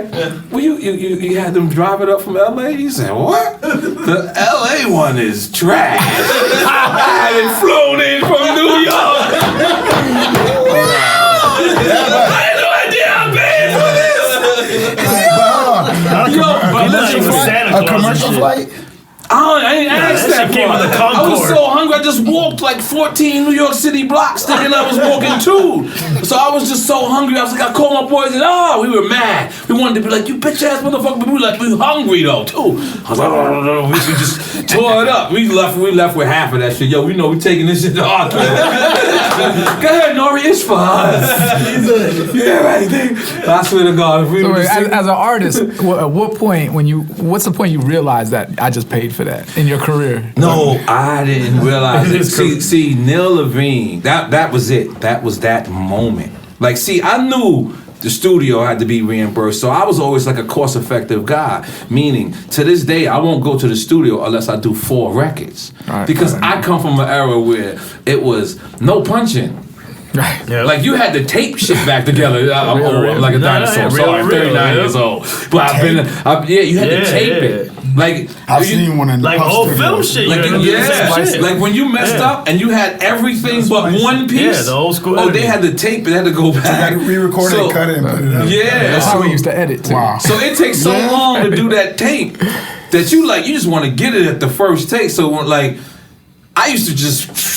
So I came from that, you know what I mean? What else was bringing it up? No, I want to know, like, when you realize that the Mr. Childs, all the liquor, everything is on your was in your and bank. $1 million video. That was your bank loan from them. But when we came back, Because even N.O.R.E was there on set with us. Like that's the good thing about N.O.R.E. Penalty Records. He's an No.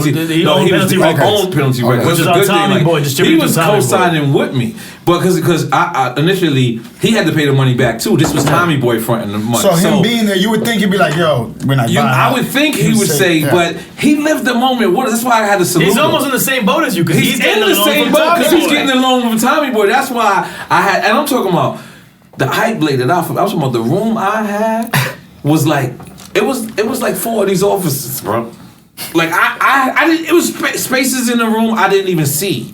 Like it was no need. I didn't even go over there. You know what I mean? Like for real, they rented some crazy shit for me. This was the time where they were spending money like crazy. Dude, let's God bless the '90s budgets. Let's have a moment of silence for the '90s, 2000 budgets. Please, everybody, just be quiet for the budgets. Let them rest in peace. Oh man.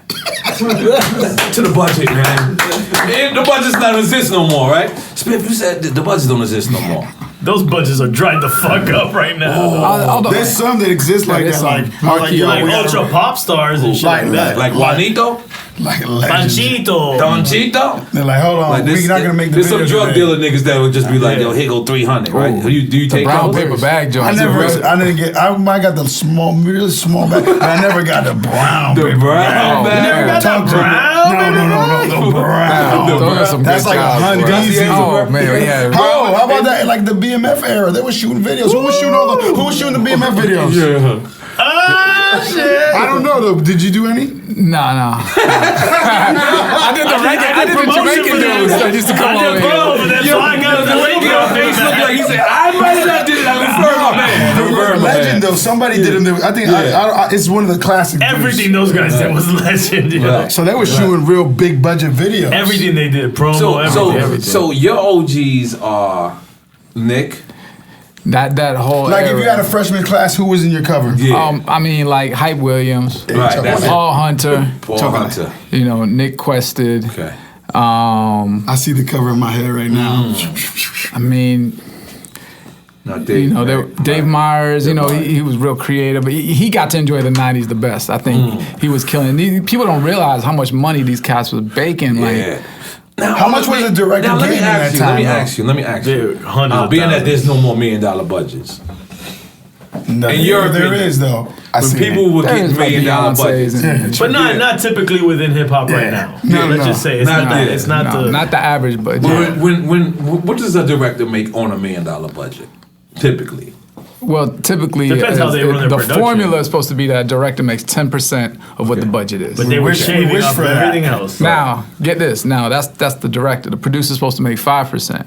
The producer does all the analytical work and the logistics and stuff. Right. Then there's a production company, which takes the responsibility of the job. Meaning, if the job goes over budget, they're paying for it. If it go under budget, they're making money on it. They make another 15%. So right off the bat, when cats will be like, "Yo, where does the money go?" You know, that's 15 for the production company, 5 for the producer, another 10 for the director. That's 30% of the budget right there. You know, that's just like So $1 million, you already starting off at 700. exactly. Cool. But and it's not like people are just stealing it. Like people are got in this business to work. Like you know, you pay an engineer to be in the studio. Right. You have when you have a crew of like 20 people, and in these videos, easily when we shot our videos, we had 20, 30 people from gaffers to electrics to grips to sound to you know, art directors. Like there's different And departments. often the directors run their own production companies. So That's the smart way to get the real bang. Which is not saying that they're doing anything wrong, but it's smart. It's smart business. It's smart for if you themselves. can handle it because it's a big responsibility, man. It's a lot of work So that you goes prefer into to it. hire outside production company? No, I have a company called 305 Films. Come on, okay, that's good. That's my partner Judd Allison. Okay. And I mean, and we you know, we work on jobs together, and you know, we take the responsibility. There's been jobs where we get hit. Right. And you just It's a you gamble. take I the shot L. a few videos You at get the L. 305 Now the thing Films. is, the production companies that last take the L with pride. Right. We don't ever stiff nobody. Right. So What do you mean by that? Like, explain that. Like so certain people don't know how to handle that kind of money when it comes in. They're like, yo, you know, I've seen some directors blow their budget before they even shoot the video. Yeah, so it's a lot of money. Like, yo, when you're talking about $500,000, that's a house. Right, yeah. You know, it's like for a 3-minute video or someone's house or something like that. So if the job goes over, if it rains and shit, whatever, right, and you get caught with or you underbid it. Right. And you promised all these things to the artist that under contract you owe them. Right. And they're like, yo, where's this? Where's that? Where's that? No, you owe a lot it of to videos I put my director fee just to make sure it comes out the legend. You know absolutely. All the directors throwing if you're hungry and young, you're not making any money as a director. That first 3 years, I don't think I got paid as a director other than just enough to get my money. Just the brown bags. Because if you could afford that extra crane, for another $2,500, you're gonna get that techno crane, whatever, because you just. I'll be fired for that one. Because even though it falls on an artist, it definitely falls on the director just a little bit slightly more because they're looking and say who directed that. Like if it's a dope video, they're gonna say who directed that. You get all the fame. If it's a trash video, you get all the. So you don't want a trash video. You're gonna go all out. You're gonna do more. It's just like I'm filming right now. Like at every single thing that the people wasn't on my food show that they wasn't willing to put up. I just did it on my own. I was just like fuck it. I don't care. Exactly. You know what I mean? And I think that's a part of being creative. Yeah, why you gonna have a shit video because you want to keep the money? Nah, you gotta make that shit go. You could give me an example of that, like when you was like filming somebody and it was like the label. It's like the earlier. Now is more dealing with the labels. You have to have the film department. They making sure the video. They want to change this. They send people on set to watch what's going on. Hey, can we do a different setup? What about this setup? Sometimes they don't even know what they're talking about. They just want more shit. Are y'all dealing with a lot of labels now? I would feel like you're dealing more with artists who are like their own independent labels. I think every job has its own nature. But I'm saying, what is the average now? Because you would think that the labels aren't, doing as much work as they were doing before. But, because they're getting it all digitally on YouTube now. They're getting all those rights. So they're making the money back. So YouTube what I'm trying to say is it more indie artists or artists that are working within small groups saying, okay, I'm going to pay you? Or is it like Def Jam's still doing it, or Sony's still doing it? Where's the bulk of the money coming from for you? It depends what artist it is. If it's like a boss, somebody got his own bread, he's putting his own money up and he's invoicing the studio, the record label later. Right. From fronts all his videos. Right. He don't have time to wait. He's like, boom. He fronts all. He's like, no, I'm putting my money up. I don't care. I believe in this. I want to do it. Right. You know what I'm saying? Right. Like that, the Unforgettable. Right. He's like, yo, we can fly these kids here. Like, we don't gotta go. We could just shoot a crazy video in DR or somewhere, make it look like that. He's like, nah, I want to go to Africa. I want to shoot there. I'm like, all right, my brother, let's do it. Right. It went from not too expensive video to a very expensive video, but it worked out. That's when they have a good relationship, between the artist and director, is the best thing. Oh, it's a movie because you can tell you trust them. Yeah, you know they's not like trying to get over on you. So it's like. Because every time I'm like, French, I'm not making no money on this. I'm doing this because you're my brother, and look at this is what this costs. This is what this costs. You know what I'm saying? So it's like, but that guy, you said the chemistry. Yeah, the chemistry is real. But back in the days, a lot of the record labels didn't like that chemistry. Well, from between the artist and the director. Yeah, because now you're taking away their power to control the situation. So it's like if you guys link, you'd be like, no, say like, I want to shoot a video in DR, and it costs X amount of dollars, and the label don't want to spend that. Right. Now it's like now they got to tell you, and they never like to tell you. Okay. They never like to piss you off. Right. Legend. Right. So so are you still dealing with labels? Absolutely, and there's a lot of great video reps, that are there for a reason. They make sure like logistics are right. Wainwright, like Margot's legend. We did. That's brown bag legend. She always been legend. Who else is legend out there? The videos. Camille. Okay. Yeah. Sam Blanco. There's so many. Then there's the Emperor of all videos. Like who? Yeah, come on. What was that giggle about? Like, it's awkward giggle. That's what the name was? Yeah. Who was the name? From no, that was not my era then. Yeah, Spiff don't know them people. Vintage. Vintage. That was a vinyl, brother. I thought he's like the emperor of all videos and gonna present the name. I'm like, who is it? No, it's still not happening. So what label you like working with the most?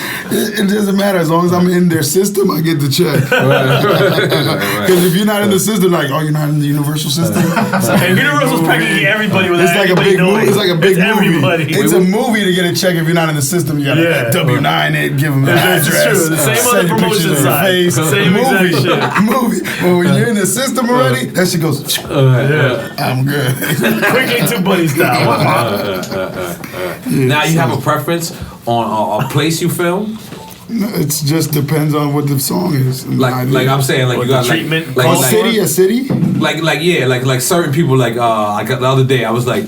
I told somebody something. They was like, "Yeah, if you go to LA, I got the drawings. I got the such and such." Like certain people was just there. I like shooting in Miami. Oh, okay. Miami.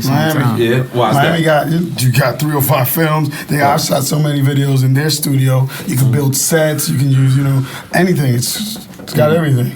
YouTube? Yeah, it's our backyard. I mean, you got lighting too. You got everything. Yeah, we family love the spot, right? Yeah, we got Toe Jam and Judd Allison is a seasoned producer who put a lot of people on in the game, and that's my partner. And I'm so hood video in the back. That whole we vibe. legendary.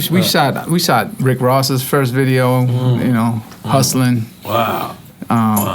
Oye Mi Canto. That was it. You made a we shot ugly day. There was a hurricane coming. There was a hurricane coming. Beautiful. The shots with We had to evacuate Miami Beach.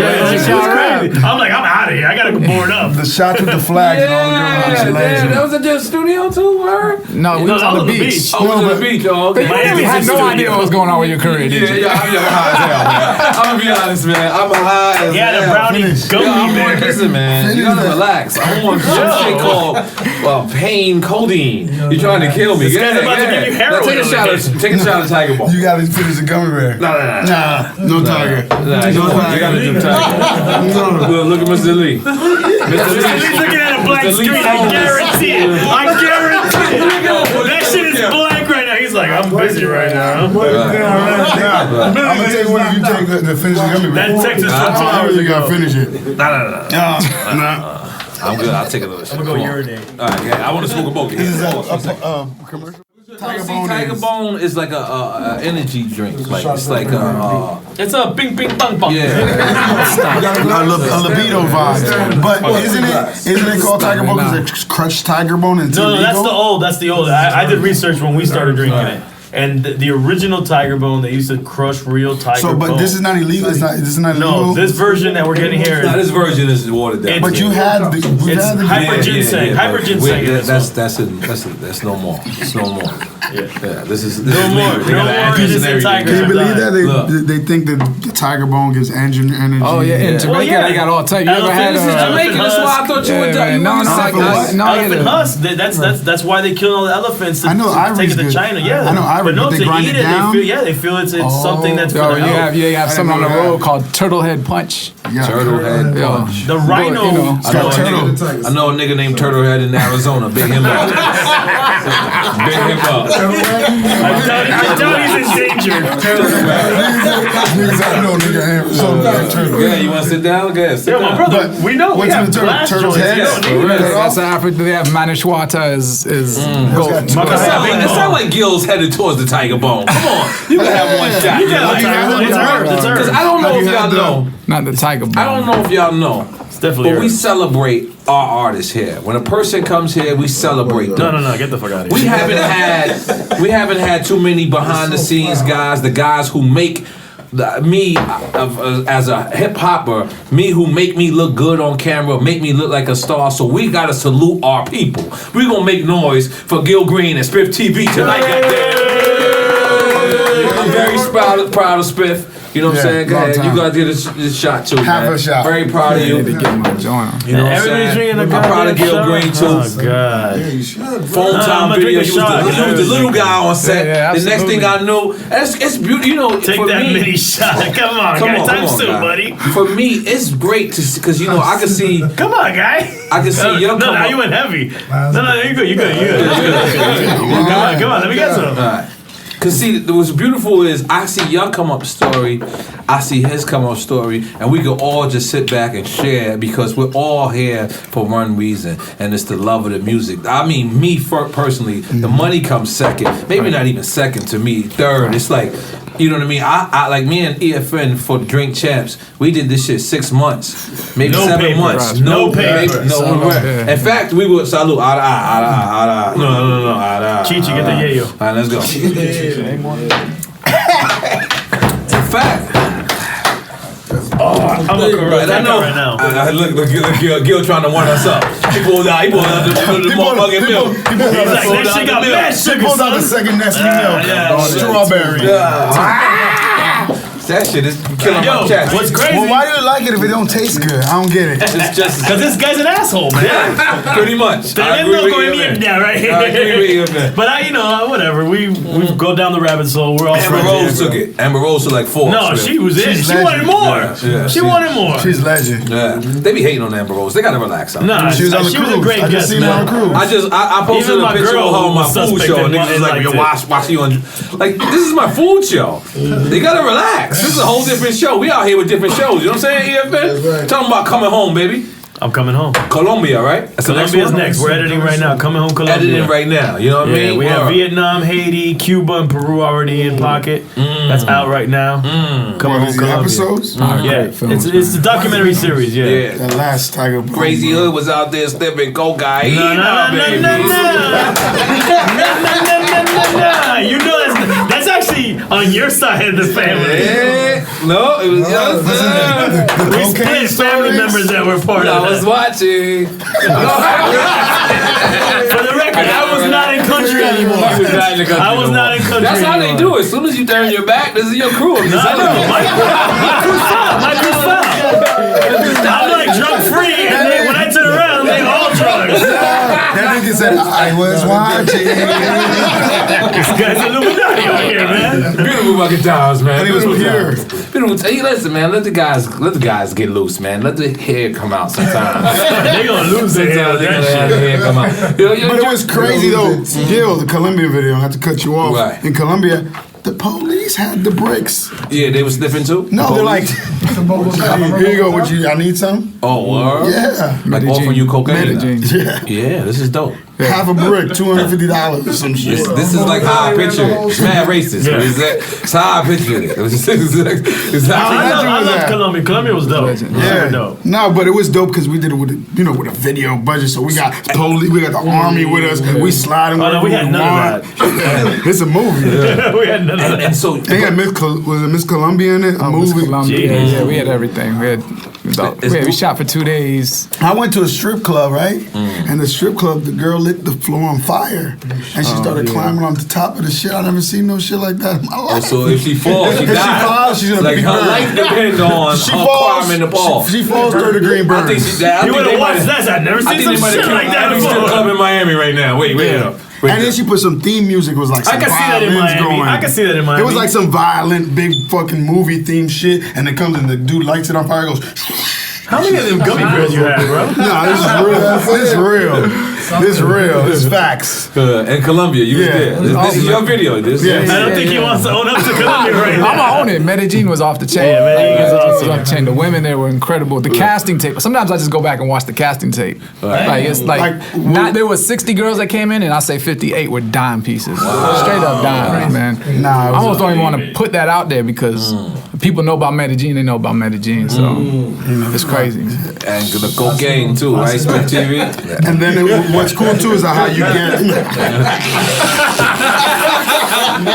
Yo, I'm mad Spiff. He was such a good innocent kid. He ain't do nothing. He hung out with Ross. He makes with me. He hung out with Moss. You didn't hear our first episode of Drink Champs? Yeah, I heard. Did you get mad? Did you get mad? Be real. No, but I thought it was my family. No, but personally, when people were saying it's kind of foul for, I said, yo, I think that's kind of inspiring. Yeah, towards Spiff is now. Hell yeah. Well, let me tell you. But I'm just saying, like, with N.O.R.E. is my man. He used to have an extra room. We had a penthouse in Miami. No, but to your credit, you saw Fat Joe wanted nothing to do with the conversation. I didn't hear its deepest in detail. Play the snippet now. Because we all know you. Like, we all know you. You know what I'm saying? We were just talking like knowing you. I came up under you. And Fat Joe thought it was disrespectful. We're like, now we know him. Play with him. Play with and then we watched Nacho Libre together for 2 years. No, but listen. Come on, let's make some noise. We got a sister. Every day. Come on, you know you got a sense of humor. He knows where my sense of humor was. But let me just say something. But like you know, I bought his first stripper pole in his crib. Very true. And he gets used to it. But listen. Let me just tell you some funny thing. You know, so when I met him, he was a little guy, you know, running around with the camera. Shout out, you know, shout out. I mean, big up, baby. Yeah, know that. We filmed videos, and then he went on to do his thing. But then later, I see him, and I'm like, he's on lean. I'm like, oh my god! Yeah, you gotta shout out Mercedes too. Mercedes in Orlando. Like, my little brother was. I was like, yo, I seen him. I seen the one where he was like, what's up, my man? You ever seen like that? These niggas don't do that. That was like a nigga on coke. It was weird. These niggas don't like that. These motherfuckers be like, oh, just slow. That was like a Molly face. You had the Molly face a little bit. I was backstage somewhere. I was like, Spiff, you alright? And he was like, it's like seeing the, like, it's like, because hip hop take you, man. Oh, yeah. Like first you innocent. And you come in, and then you start learning shit, and then you gotta become a part of the game. It's just like drug dealing to a certain extent. You gotta become a part of the game, so you become. And motherfuckers be young too, coming into these different things. That's how crazy it is. You'll see somebody like very later on, and it's still the same person. It's just like when I look at Wayne now. Like I knew Wayne when he was a kid, like literally, like a kid. And when I see him now. Like his first New York collaboration was on my album in 1999. He was like 16 years old. So I actually seen this like innocent Did Birdman charge you? Yeah. We had it though. I offered it. I was like, I was proud to play Cash Money. I was a big Cash Money fan. I think it started with me trying to get a No Limit feature, and I couldn't reach them. And then when I tried to reach Cash Money, they were so accessible. I was one of the first New York dudes to have those guys on record like that. But my point being is like sometimes we see these guys, they enter the game. And I'm just, you was just an example, but I'm saying like Wayne is a perfect example. Like I don't even remember him smoking in the session. Like he might have, because they were smoking, but I don't remember that. And then like years later, it's tattoos everywhere. But it's different too. It's like I was with every day. So it's like, man, how you doing, Chuck? You smoke weed? I never smoke weed. Never fuck with that. I remember we used to get on him. He's like, yo, Spiff, you better get some pussy. You don't remember? Keep it real. You ain't used to. And he had the ponytail joint too. He's like on the ponytail bandit. I was going to Gold Rush with N.O.R.E. and Scott Storch at 8 a.m. in the morning. And I was scooping bartenders then, so I don't know about the non-shown. I was shown. If Eddie was here, Eddie would co-sign it right now. Eddie would come in right now. I didn't knock nothing down on the air matches in the extra room. Yeah, I believe. Hold on. You already know. You didn't tell me that? Yeah. I know you're right. How about that gang of friends I took down maybe 2 of them. Yeah. But that was later on. That was not Spiff TV. I'm talking about when. You brought. I give you props on that for sure. I definitely give you props on that. We had the. I was confused. I'm like, he's got a ponytail. Come back.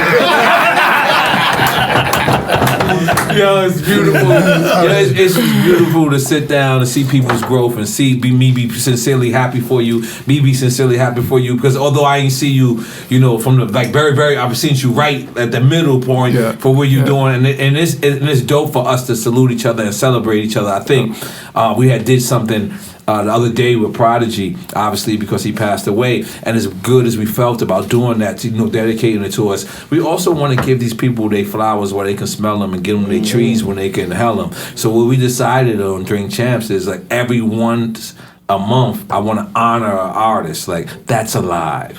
Right. You know what I'm saying? Right. So Absolutely. I don't know where we start from. And they don't necessarily, the actual artists don't even actually have to be a part of the show. Right. Like, we're going to interview the people who shot the videos, the people who, you know what I mean? Right. Who A&R, the people, you know what I mean? And just salute these people, because I think that that's what Drink Champs is about. That's our slogan, is give them their flowers where they can smell them, and the trees where they can inhale them, and give them. And celebrate life, man. That's celebrate what it is, life. Man. That's you know what I'm saying? Celebration, man. And art, the one thing that combines us all here is art. You know what I'm saying? And the particular form of art is hip hop.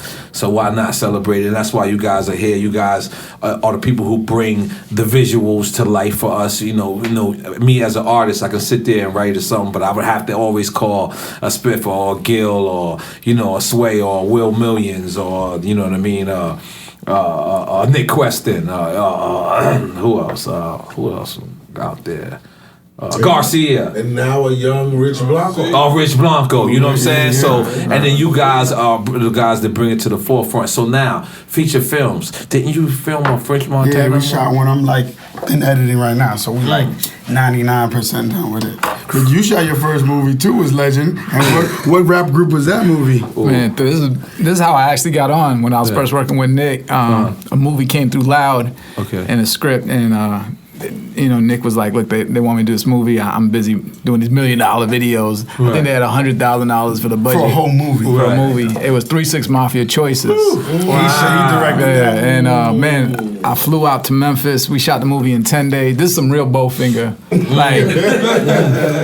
Because first of all, Memphis slang is a whole different slang than any other city you've ever heard. They got their own words, their own way of saying the words and everything. So I remember the first day of filming, I was like, now when you saying Bowfinger, you saying no permit, right? No budget, no locations. We're like, yo, across the street looks good. All right, bring the camera, let's go. Like scratching out the script lines as we go. Like it was straight up Bowfinger. And man, first day, I'm excited. I'm like 19 years old. I'm shooting a film. I got 3 6 Mafia in the house.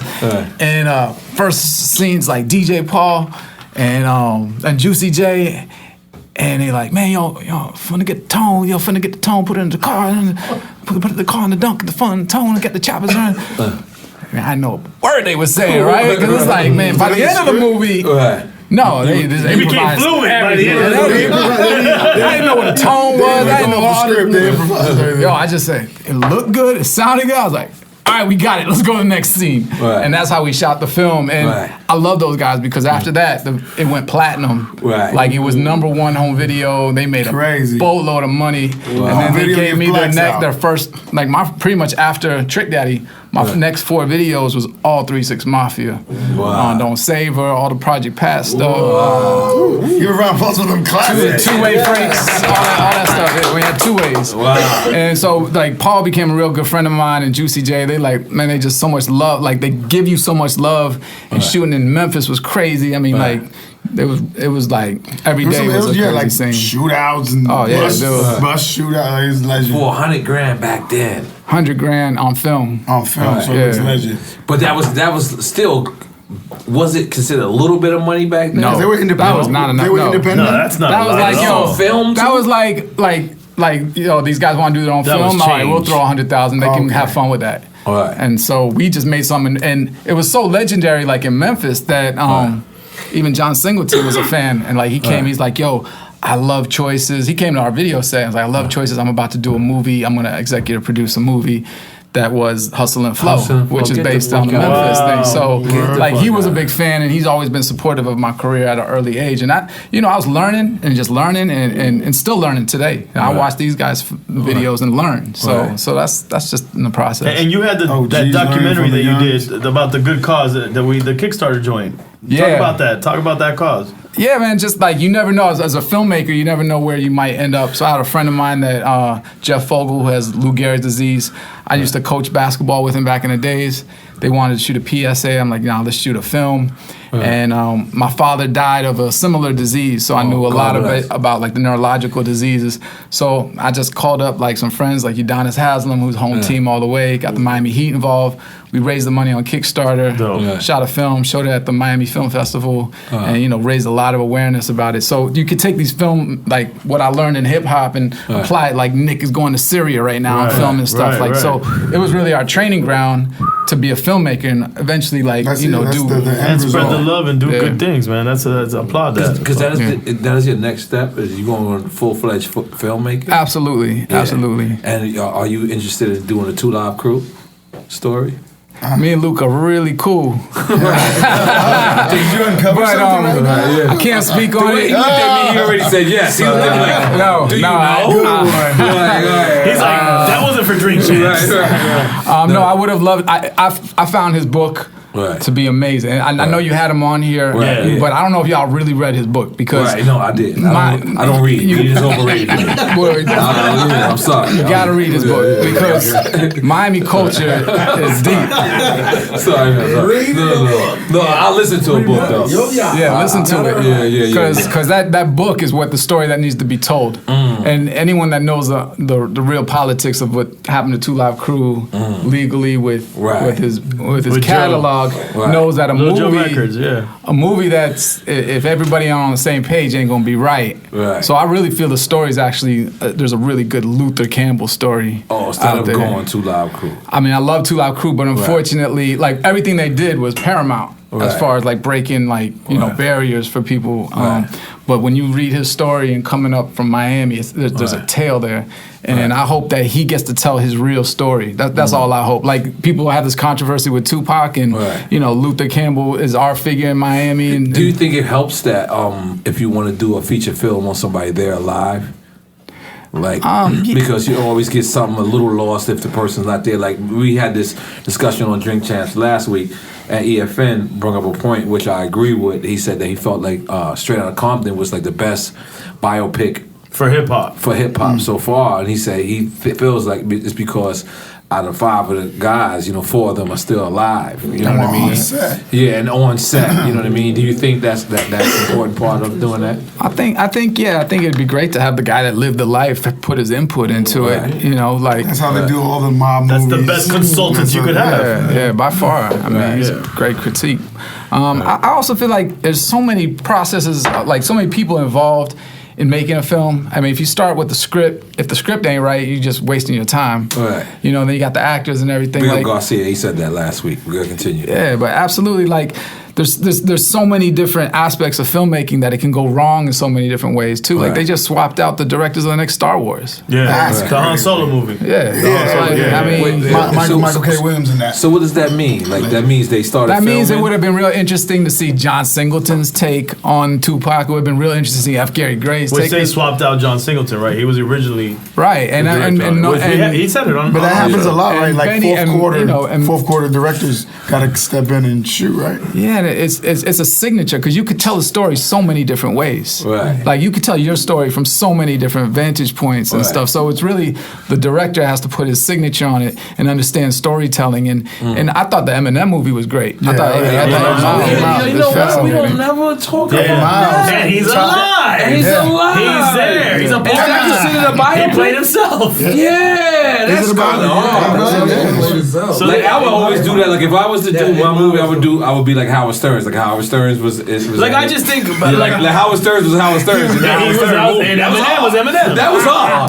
Howard Stern's was Howard Stern's in the Howard Stern movie. You gotta respect the nigga. The nigga wrote, produced, and whatever else. He did everything. Wrote, produced, and directed. You know what I mean? But unfortunately, we haven't had that many hip hop movies. Biopics, whatever you want to call it. I think Nas should get one. But I think that's it. Crazy right now the formula is being alive. How about Prodigy? I think there's time that needs to be had for that. Yeah, I think. Okay, so let's throw out another one. The Jay-Z They story. said they're gonna do the Dog Pound, right? Sometimes people feel that if you're doing a biopic on them, like you writing them off, like they. So maybe he might feel like my story ain't done yet. Yeah, that's like true. Wait a little bit. True. That's true. I think you gotta wait it out. Do his? 50 did it. That wasn't a biopic. I mean, it is in a sense, and that was great as well. That was great as well. That was great as well. And then he could do another one about the next part of his life after that. Yeah. Which I think would be incredible. Because that's what his name of that movie was. Rich, and I'm still not trying. I think was he 50 in the movie? He was like something else. Oh yeah. He was Caesar, something Caesar. But we knew it was just like Eminem was an Eminem. Eminem was rapping. But is that a biopic or is it not? I think it is, personally. I don't know, I'm confused. To the layman, maybe I'm confused. Yeah, got too smart on me. Well, I guess officially a biopic would be like they don't have the rights to the name, so they didn't use it? Yeah, like it's not an official biopic. You know what would be ill? Being that you felt like, Notorious movie wasn't, like, if Puff was to do his movie. while he's alive. But so his perspective like now, Puff's documentary is amazing. Right. Oh, yeah. I think that's an amazing documentary. Yeah, I seen it now. 2 months early too. Like I haven't watched that. I thought that was amazing. And I'm not saying this for any reason. You know. I really think it's a great documentary. Wow, I'm gonna fire. I'm gonna see. He sent me a Vimeo link. I'm not gonna use that. Vimeo link too. Yeah, I'm not gonna use that. I'm gonna download iTunes today. I downloaded the whole album. How can we not talk about that? The whole album. Fuego. Come on, let's just talk generic hip hop. Can you roll another one, brother? What's up with Ye? Yeah, I'm going right in. Going right in. He said, "Can one of them come on? Drink Champs to talk about it." Come and talk about it. They owe him $3 million for the bonus for getting 1.5 subscribers to Tidal. I don't know. These are the rumors. With the phone deal? With what's the phone company? No, but what's the phone company? Sprint. You get Yeah, but Sprint wasn't a part of that deal. But he's saying because of that deal? No. Sprint wasn't a part of that deal. Remember when The Life of Pablo came out? Supposedly, that's the story that he boosted their subscribers. 1.5. Yeah. And they said if he boosts a subscriber in the contract, he gets $3 million bonus. Yeah. So, but Hov said he gave him $20 million. Hov said he gave him $20 million, so it's kind of like maybe you should chill. $20 million is not the same as it used to be. Is that what's going on now? Because I definitely come on. Those budgets ain't good. But we don't know if he paid back the $20 million. We don't know that part. We don't know. We don't know anything. We don't know anything. Whatever Hov said is real. Whatever Hov says is the fact. It's the Bible. They might be laughing together right now. That's an A-John saying. Yeah. But did you hear the album? I heard a few songs. I haven't gone through. Oh, you haven't heard the whole thing? Drain. Is it classic? Where's Drain at? Drain's a big avid Jay-Z fan. Fucking amazing. Listen, did you hear it? No, I've heard snippets. Here's the deal. I respect art so much that I had a Tidal subscription. I forgot my password and made a whole new Tidal subscription because you're rich. No.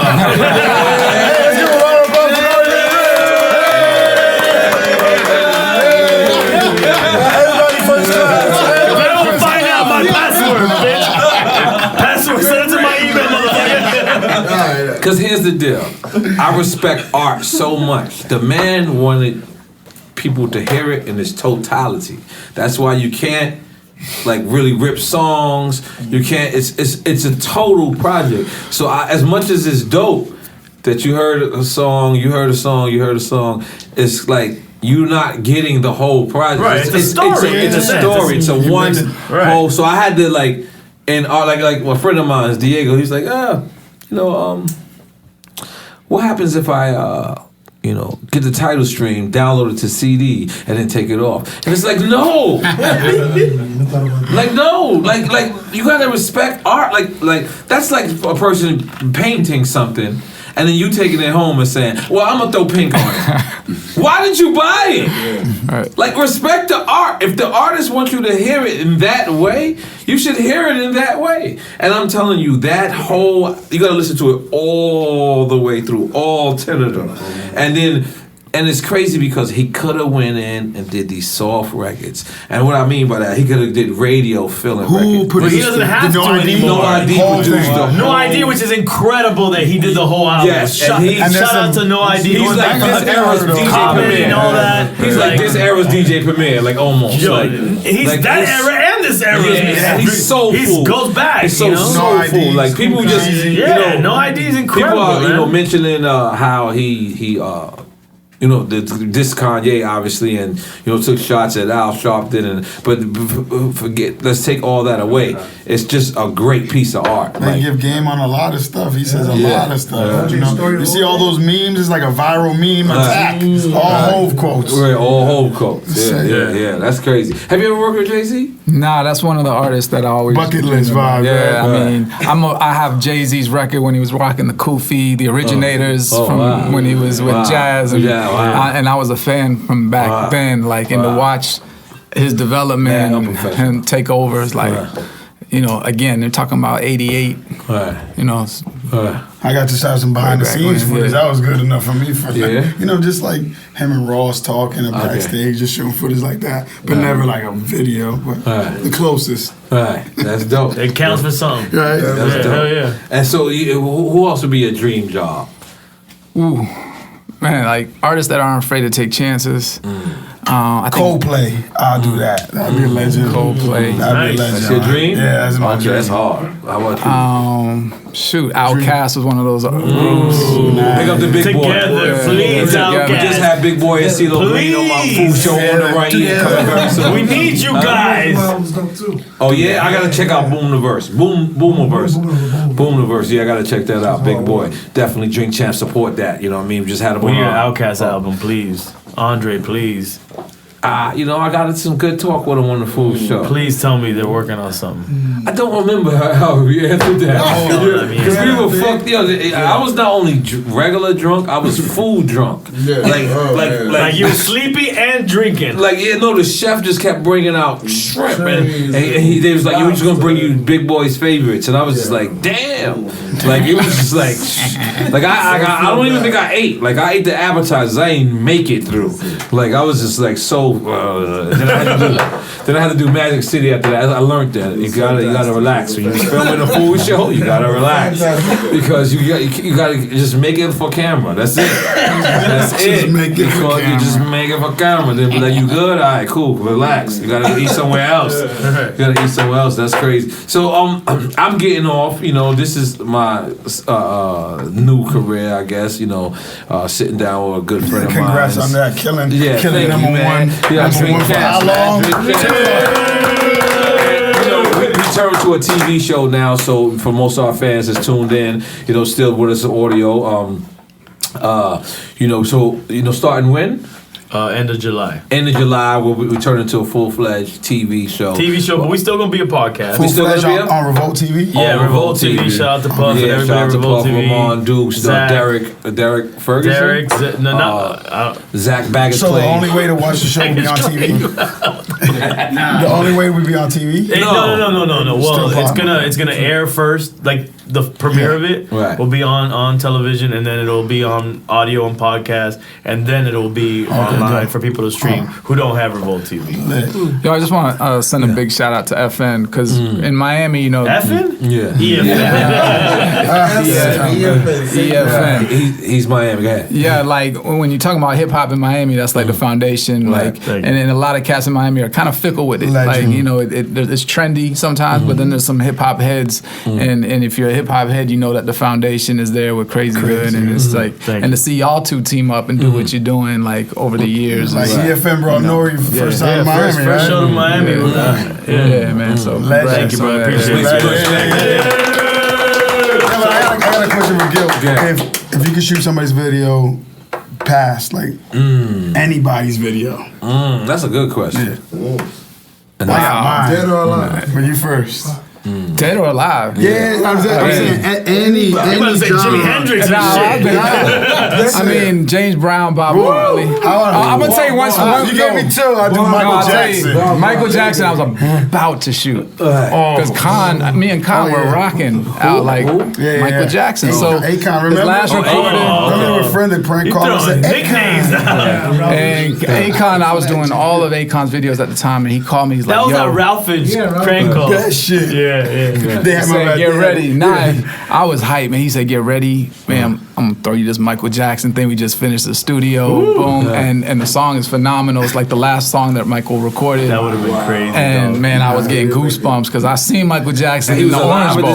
He was alive. Yeah, it was crazy. It's too with Ross, he was in the studio and they were dealing with the publishing company and we're playing them these new artists, and there's a record that we had signed as producers and a writer, and he sang the songs for some Michael Jackson shit. When the guy heard, he's like, yeah, I'm gonna play for MJ. He was just like, MJ? Let's like, what? I was like, damn, all right, cool. And then I thought I was going to Never Never Land. Nah, I mean, think about his legendary music videos, man. They changed the game. Like, man. He spending 2, 3, 4 million back then. We was spending $1 million. Yeah. Bob Marley, that's a legend when you said. Bob Marley. I'm a big reggae head. You ain't did none of the Marley videos? Yeah, Like we just came back with Pitt. We shot in the Marley's house. Wow. And Who was we it? shot Pitt and who? all the brothers. All of them? All of them were there. Wow. All of them. We shot in rare. the legendary Tough Gone Studios. Yeah, man. So big up to Pitt, man. That dude also, man. man. Like, Big up to Pitt. Big up to Pitt. Pitbull.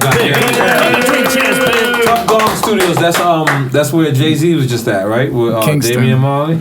Yes, that's the Marley's That song is legend. legend too, And they bro. just, you know what they're cranking up is Trenchtown? in Trenchtown. Trenchtown. Yeah. Respect. And Excuse me. they're actually the old lacquer machines where they would actually make the vinyl. They're actually putting them back together because vinyl's on a resurgence. Yep. So they have a couple of the old machines down there. Resurgence. Yeah. Niggas gonna have a vinyl in they whip now. Yo, remember they had it in the boombox. They was that one boombox that had. I'm making had a vinyl. cassette factory. It's coming back. Resurgence. Hashtag resurgence. Tesla ain't gonna work in a It's Tesla. gonna work. It's gonna work in a Tesla. It ain't gonna work in a Tesla. Here's my tape, kid. Tesla gonna be like, get the fuck out of here. Did you ever think this would be like this era though? Like really, because let's just think about it. Like I'm hearing Jay-Z is making CDs for his album, but you really don't have to. Like he can really force you to go to. They're gonna buy it. It's a merch app. Yeah, it's a merch item. It's a streaming, so it doesn't download. Like it doesn't. You understand what I'm saying? It doesn't take up footage. It just plays. Did you ever think that music in general would be at this level? I'm from the future, so I'm around laptops and all that. And you thought that? You thought that saying, CDs would be out of style? Ever you thought that? But That I'm just- DVDs? I think the minute that we saw Napster rise, Yeah, that's what I'm saying. I'm from the I think internet anybody era. with a brain that was a part of this industry would say, we're fucked. Yeah. Like we're fucked in terms of physical products, you know what I'm saying? Like, and that's when the industry shook and fell. Right. That's what I mean. It's like, kind of what I. Which not not to cut you off, but it coincides what I'm saying with the budgets that you guys are talking Absolutely. about. That's when those budgets fell apart. Absolutely, but also changed the culture because hip hop was so regional.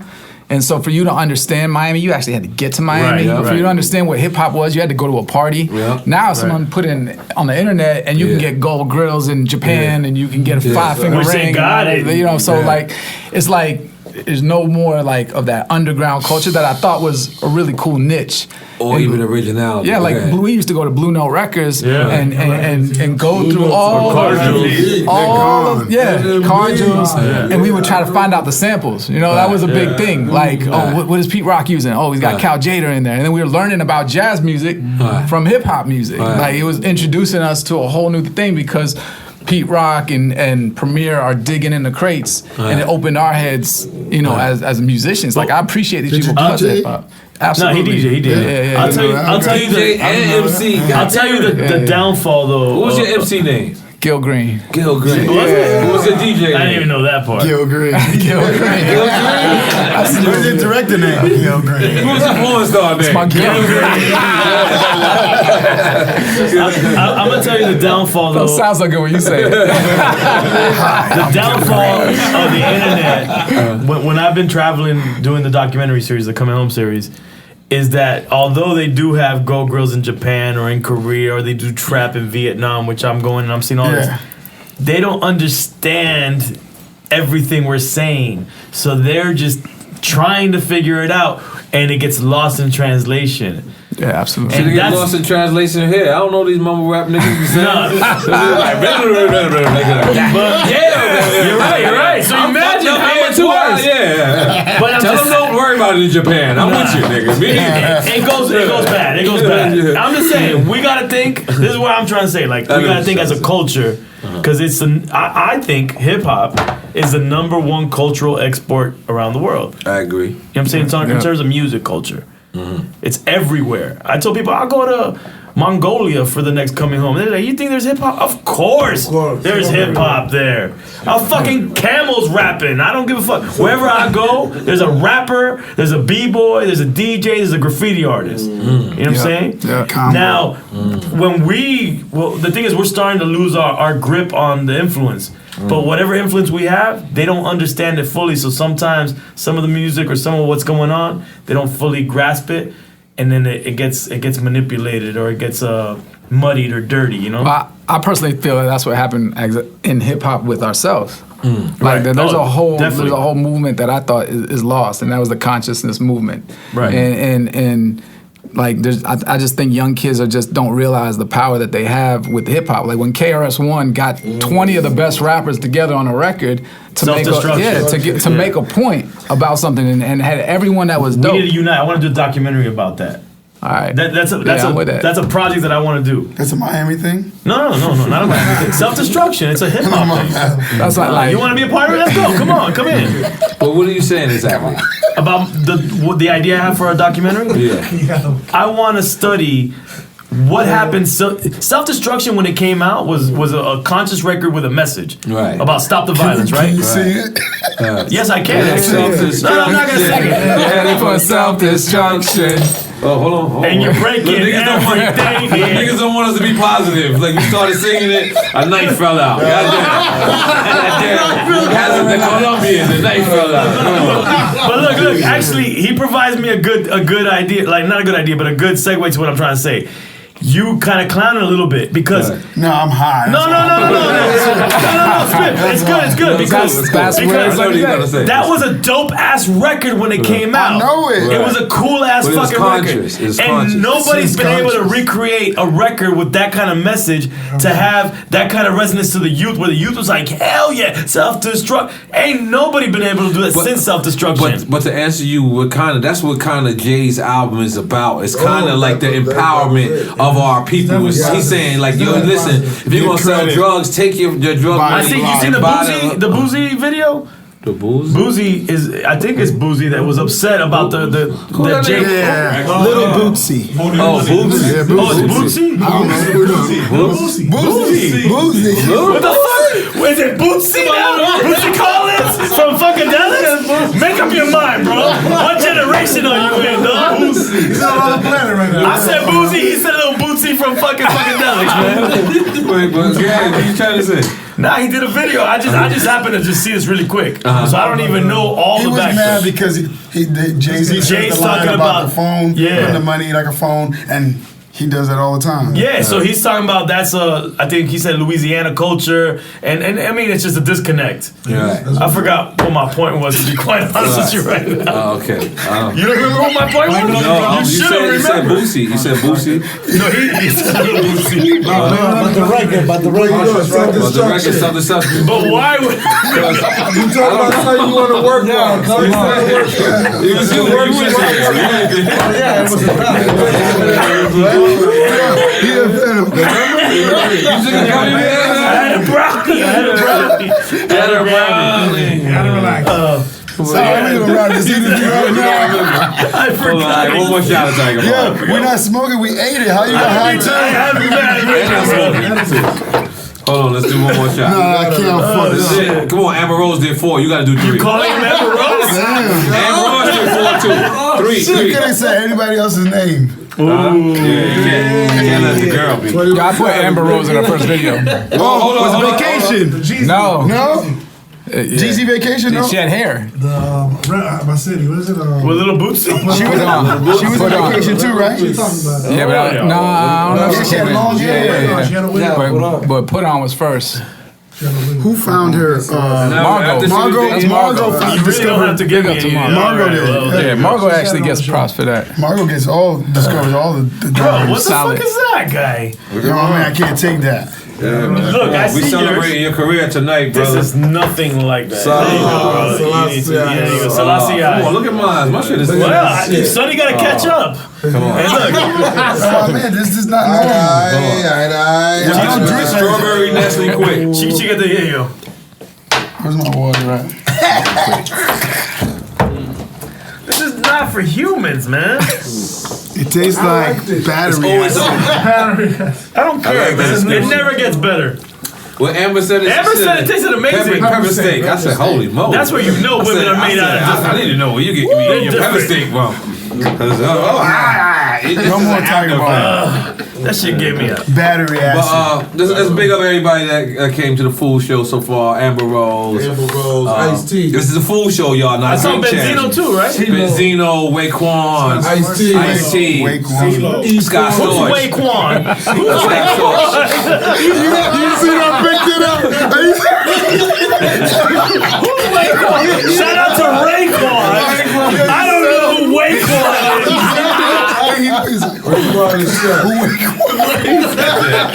No, but it's true. You said that. You got it. Shout out to Raekwon. And shout out to Waquan. I don't know. Maybe Waquan was in it.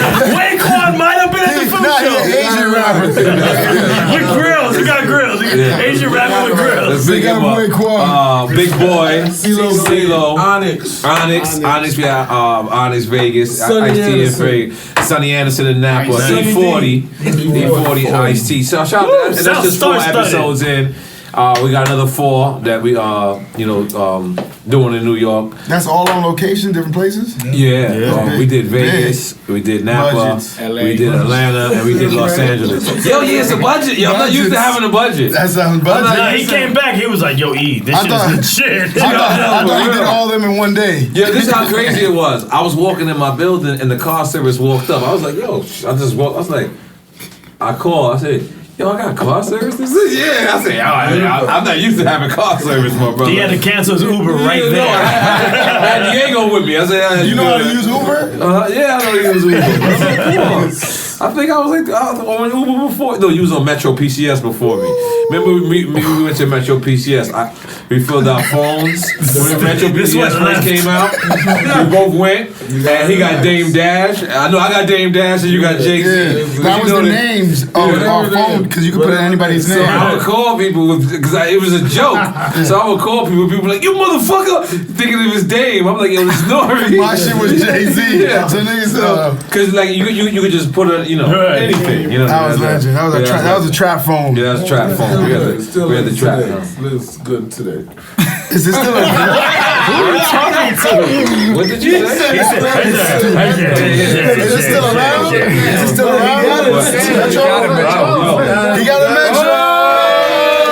Big up City Howard Metro. And Waquan. That's Waquan's phone. You gotta relax. You guys gotta relax. That ain't you. Sonny's going down. Let's big up Esqueleto. Who's Esqueleto? Who did you give Esqueleto? Who you gave Esqueleto name to? Relax, bro. He had a. Oh, you got She's 171 Esqueleto. Oh my God. He's like, you're quick and fast like a gazelle. Like a gazelle. Yo, these guys pull my hands, okay? These are the Nacho Libre Pull boys. my hands, okay? The flea market king. You want to go back? I used to get so annoyed with them going back and forth about Nacho Libre quotes. I'd be like, shut up already! We're gonna make the black Nacho Libre. Why? Because the Latinos be in it still. Biopic. Fuck, he wasn't Latinos in this one. That was Jack Black. Yes, we have Latinos in it. That nigga say Latino. No. Jack Black ain't no Latino. Jack Black is black. His name is black. He's gringuito. Yeah. You taking one more shot? That's it? No, liquor. Let's do liquor shots. What's the liquor shot? What is that considered? Brown? That's brown. That's brown? So we already covered the dream job. Yeah, I already drank my water, bro. Did we cover a dream location? If you ever had a chance. They did. The moon. I'm in. Yeah, zero gravity. I feel that. Man. Tesla, Elon Musk, he's planning to go to Mars. Yeah. So that's your dream location? I'm just saying, I'm on the box right now. Elon Musk got you, dog. But how about like something like in the next 5 years? We shot everywhere. Everywhere? I'm not saying A set that looks like the moon? Russia. I want to shoot in Russia. No, don't do it. Don't do it. I'm We've just been telling there. you. We don't like it. I'm just telling you. We don't like it. Buildings in Russia look crazy. I don't know. Did you like it? Did you like it? I didn't like it. I I never want. I don't even want to do coming home. They call. That's how bad I don't like it. No, they to black. Bad. They say the N-word. They go bad. They are racist. You know when people are racist, and I can't say this With all the of ER. Russia. They say I with just the say ER. No. They don't even look at you. Like when a person don't even look at you, like they just like not even. I mean, they respected me. I'm just saying they respected us, but I'm just saying they wouldn't even look at us. We were about to get like, disrespected. like you less than when the football team was about to disrespect us. We was outnumbered. Yeah. I think it was just me and you, right? We It walked was up the scary. steps, It was scary. and it was Like football, They soccer. were following us. They were following us. I don't remember that part. Yeah, Oh let's keep it my real. God! Let me. I'm gonna tell you. I'm gonna set the tone for you. Is it cold? No, it's very cold. The people that flew us out there that promoted the party, they were Russians against racism. Yeah, that's what was crazy. That was their group. Their group Russians was against racism. Like We're you fucked. know you We're were fucked. fucked. We went to civil rights. We went to we showed up to the lobby. We showed up to the lobby in the hotel, and they had all these skinhead, and they were playing, they were watching soccer, and then when we walk in, they go. Everybody got And they started Nobody talking say to hi. our promoter dudes. They were like, and the Russian shit. And then the Russian dude said to us, said, let's go. Go to your room. Go to your room. Go to your room. Go to your room. He's like, who are This is Moscow. No. We went from Moscow to some St. other. Petersburg. Is that where we're at? Wow. Yeah. We got picked up by a dude wearing one of them Russian hats with the New York. He's like, good evening. his switches on a joint, right? Playing the Tony Touch mixtape. His switches. You like? He's like, hello, N.O.R.E. Well, big up them fans in Russia. Big up everybody. Yo, but that would be a dream location because the snow and this. Where, Russia? Nah, trust me, it's not very dreamy. I'm just saying, we're saying visually. We're not saying India would be it for me. India. Because I sit down and watch those like You know India, let me tell you Indian something about films. India. Yeah, There's I only like Bollywood. there's only two class. Super poor, super rich. Yeah. So for you to find a medium ground, like everybody like always films in Dubai, and I always wondered why they don't go to there's a hood in Dubai actually. Right outside the vibe is like a little project. Yeah, like this actually high-end hood. project Really? buildings. Yeah, like I always wondered that. Like guys over there, whoever you are, The please Dubai hood relax. is the Indians in Dubai that are the workers. Yeah, but what I'm saying, there's actually there's a hood with culture and people Where? In Dubai, everybody shows. But it's not people from Dubai is what I'm saying. They're the workers, the people who work. I don't know Are where you they're So they're from. from Indians, India yeah. or from Asia? Yeah, well, whatever they are, they actually and they have actual restaurants Oh, for yeah, them. yeah, You know what I'm saying?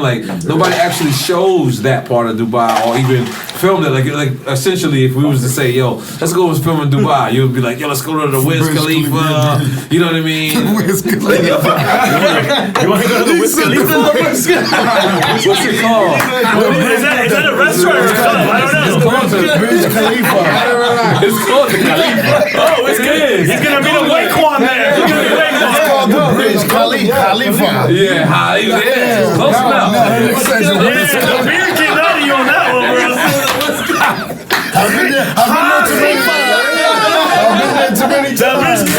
But that's what grew up. They don't want to go there. Why wouldn't you show? Well, I know he want to shoot him for the win. You want to go to Wiz's crib? Yeah, Wiz Khalifa's crib. Yeah, I'm dyslexic, man. Relax. Dyslexic has nothing to do with that, just FYI. Yes, it does, because it's called the Khalifa. Finish your gummy bear. Yeah, right? It's called the Khalifa. Hey, your drug dealer's pushing the Let's go Burj Khalifa. No, say it right. Say it right. Say it like your beard. Say it like your beard. Say it. How long is this interview? You know you're down with the you down with the caliphate, my brother. Go ahead, just say it. So India, yeah. So Trump gonna India, get me. again, India and Russia. super, super rich, super, super poor. You find a medium there, you got something. So is Dubai. But I've actually went, to the places in Dubai and seen the regular shit, and it's like culture there. It's like these people who that's kind of dope. I think people should do that. I think Vice went there too. The dude Eddie Wong. He's dope. Yeah, Eddie Wong, he's dope. He I'm trying to get him for the show on Drink Champs. So if you guys are listening, and you know, Eddie Wong, tell him tomorrow. Yeah, please. I've been looking Tomorrow. You know him tomorrow. Come on, guys. I don't film my food show tomorrow. We want him on Drink Champs and we want him on the food show. But yeah, he had showed a ill medium where like it's just refrigerators all over the towns of Dubai where these people come and they fill up the refrigerators for the workers. So for all, like, you know what I mean? You see that shit? That shit's kind of fly, like it's kind of ill, like, you know, because the workers, I guess they make a minimum wage in probably like the richest country in the world. So to get back, they just make sure that they don't have to pay for food. I thought that story was just kind of like struck your heart. It struck my heart. It was dope. So big up to that. It's Wang, right? Eddie Wang. Eddie Wang. It's Wang. It's Hung. It's Wang Kwon. Eddie Wang. Who told me Wang? Your Wang Wangs are all. Eddie, it's Wang. Like H-O-N-G, but it's H-U-A-N-G. Google it right now, though, just in case. Nah, but the pronunciation will not be Google. H-U-A-N-G. Yeah. Yeah. It's gonna be pronounced differently. Shout out, give everybody the new shout out, all the new names. We got Eddie Kwon and Wei Kwon. Yo, we got an Asian show popping up right now. Wei Kwon is lit.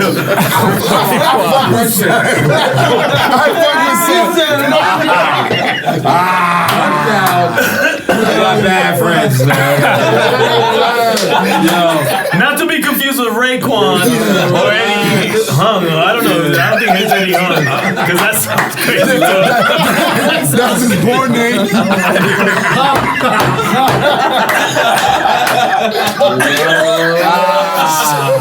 Either way, Yeah, you got it? Come on, your internet is mad slow. it's got that Google right now. Yeah, this is your studio. I don't say how to pronounce it. Yeah, sure. No, It's usually. Hung. It's Hung. H-U-A-N-G. Wang. Hung. What? See? Nah, sometimes you don't pronounce the H. Sometimes you don't pronounce In the Chinese, the H is a W. In the Chinese. In the Chinese, the H Oh my God. is a W. Oh my God. Eddie Wang, In the Spanish, you say Word it's up, Wei Eddie Kwon. Wang Lee, nigga. That's what this is. That's his name.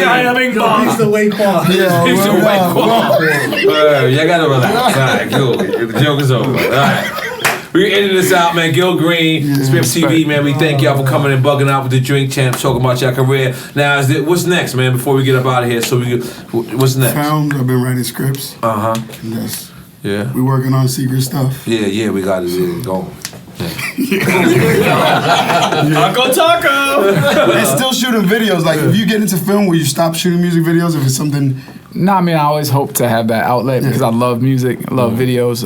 But eventually, I'd love to do feature films, just the right film. You know, there's that stigma of music video directors stepping into the feature film world. You just gotta step in and do it right because, or else you could be one and out if it ain't done properly. So Yeah. So you're saying that it's harder on a video director? No, you just gotta do it for the right reason. Don't do it for the budget. Like, don't go money. for. Like, make sure the story is great. Brett Ratner isn't Brett Ratner originally? He's a video guy. Steve Carr. Steve Carr. Originally a video guy. Yeah. Eric Wright, I believe. No, who's the guy who's Brett Ratner's legend, though. who did Friday? I forget. F. Gary Gray. F. Gary Gray. All these guys started in music. Music videos is a great place to learn the craft. Right. And then, you know, certain guys may know how to tell stories. It's a different art form to tell a 90-minute film versus a 3-minute video. Right. It's character development. It's a whole, whole heap of stuff. So you really just got to make sure you take that step and do it right. Right. Yeah. Right. Well. That's dope. No, that's dope. Nah, it's good. No, that's dope. It's That's just dope. him and That was dope, man. No, that's dope. Wiz Khalifa. Relax. That was dope. Chichi, get the I gotta take a pee-pee. Chill, But we chill. keep it going. I'll take a pee-pee. So Yeah. we got 200 hours later? Come on, God. Word up to keep. I gotta take 2 pee-pees, so you better relax. Let's wrap it, man. Yo, man, thank y'all once again, man. Bugging out with the Drink Champs. This is what we do, like we does, we gotta do. I'm your boy, N.O.R.E. EFN. And this is Drink Champs motherfucking podcast. But let's make some noise for Gil Green and motherfucking Spiff TV. Yeah. Now, guys, This is giving y'all game. This is for the youngsters out there that all you see in your is being a ball player or being a rapper or being a football player or whatever. This is people making a lot of money that's making a stable, that's legends in this game, and they are behind the camera. You can be an engineer. There's a lot of things. There's a lot of things that you can be. And if you want to be in the music industry, you don't always have to be in front of the camera. You could be the guy behind the camera, making a great life, living a wonderful career, having a wonderful career. So don't think you always got to be the guy in front of the camera. This is a lesson to everybody. There. Public service announcement from N.O.R.E. One love. Familia. Let me take a picture.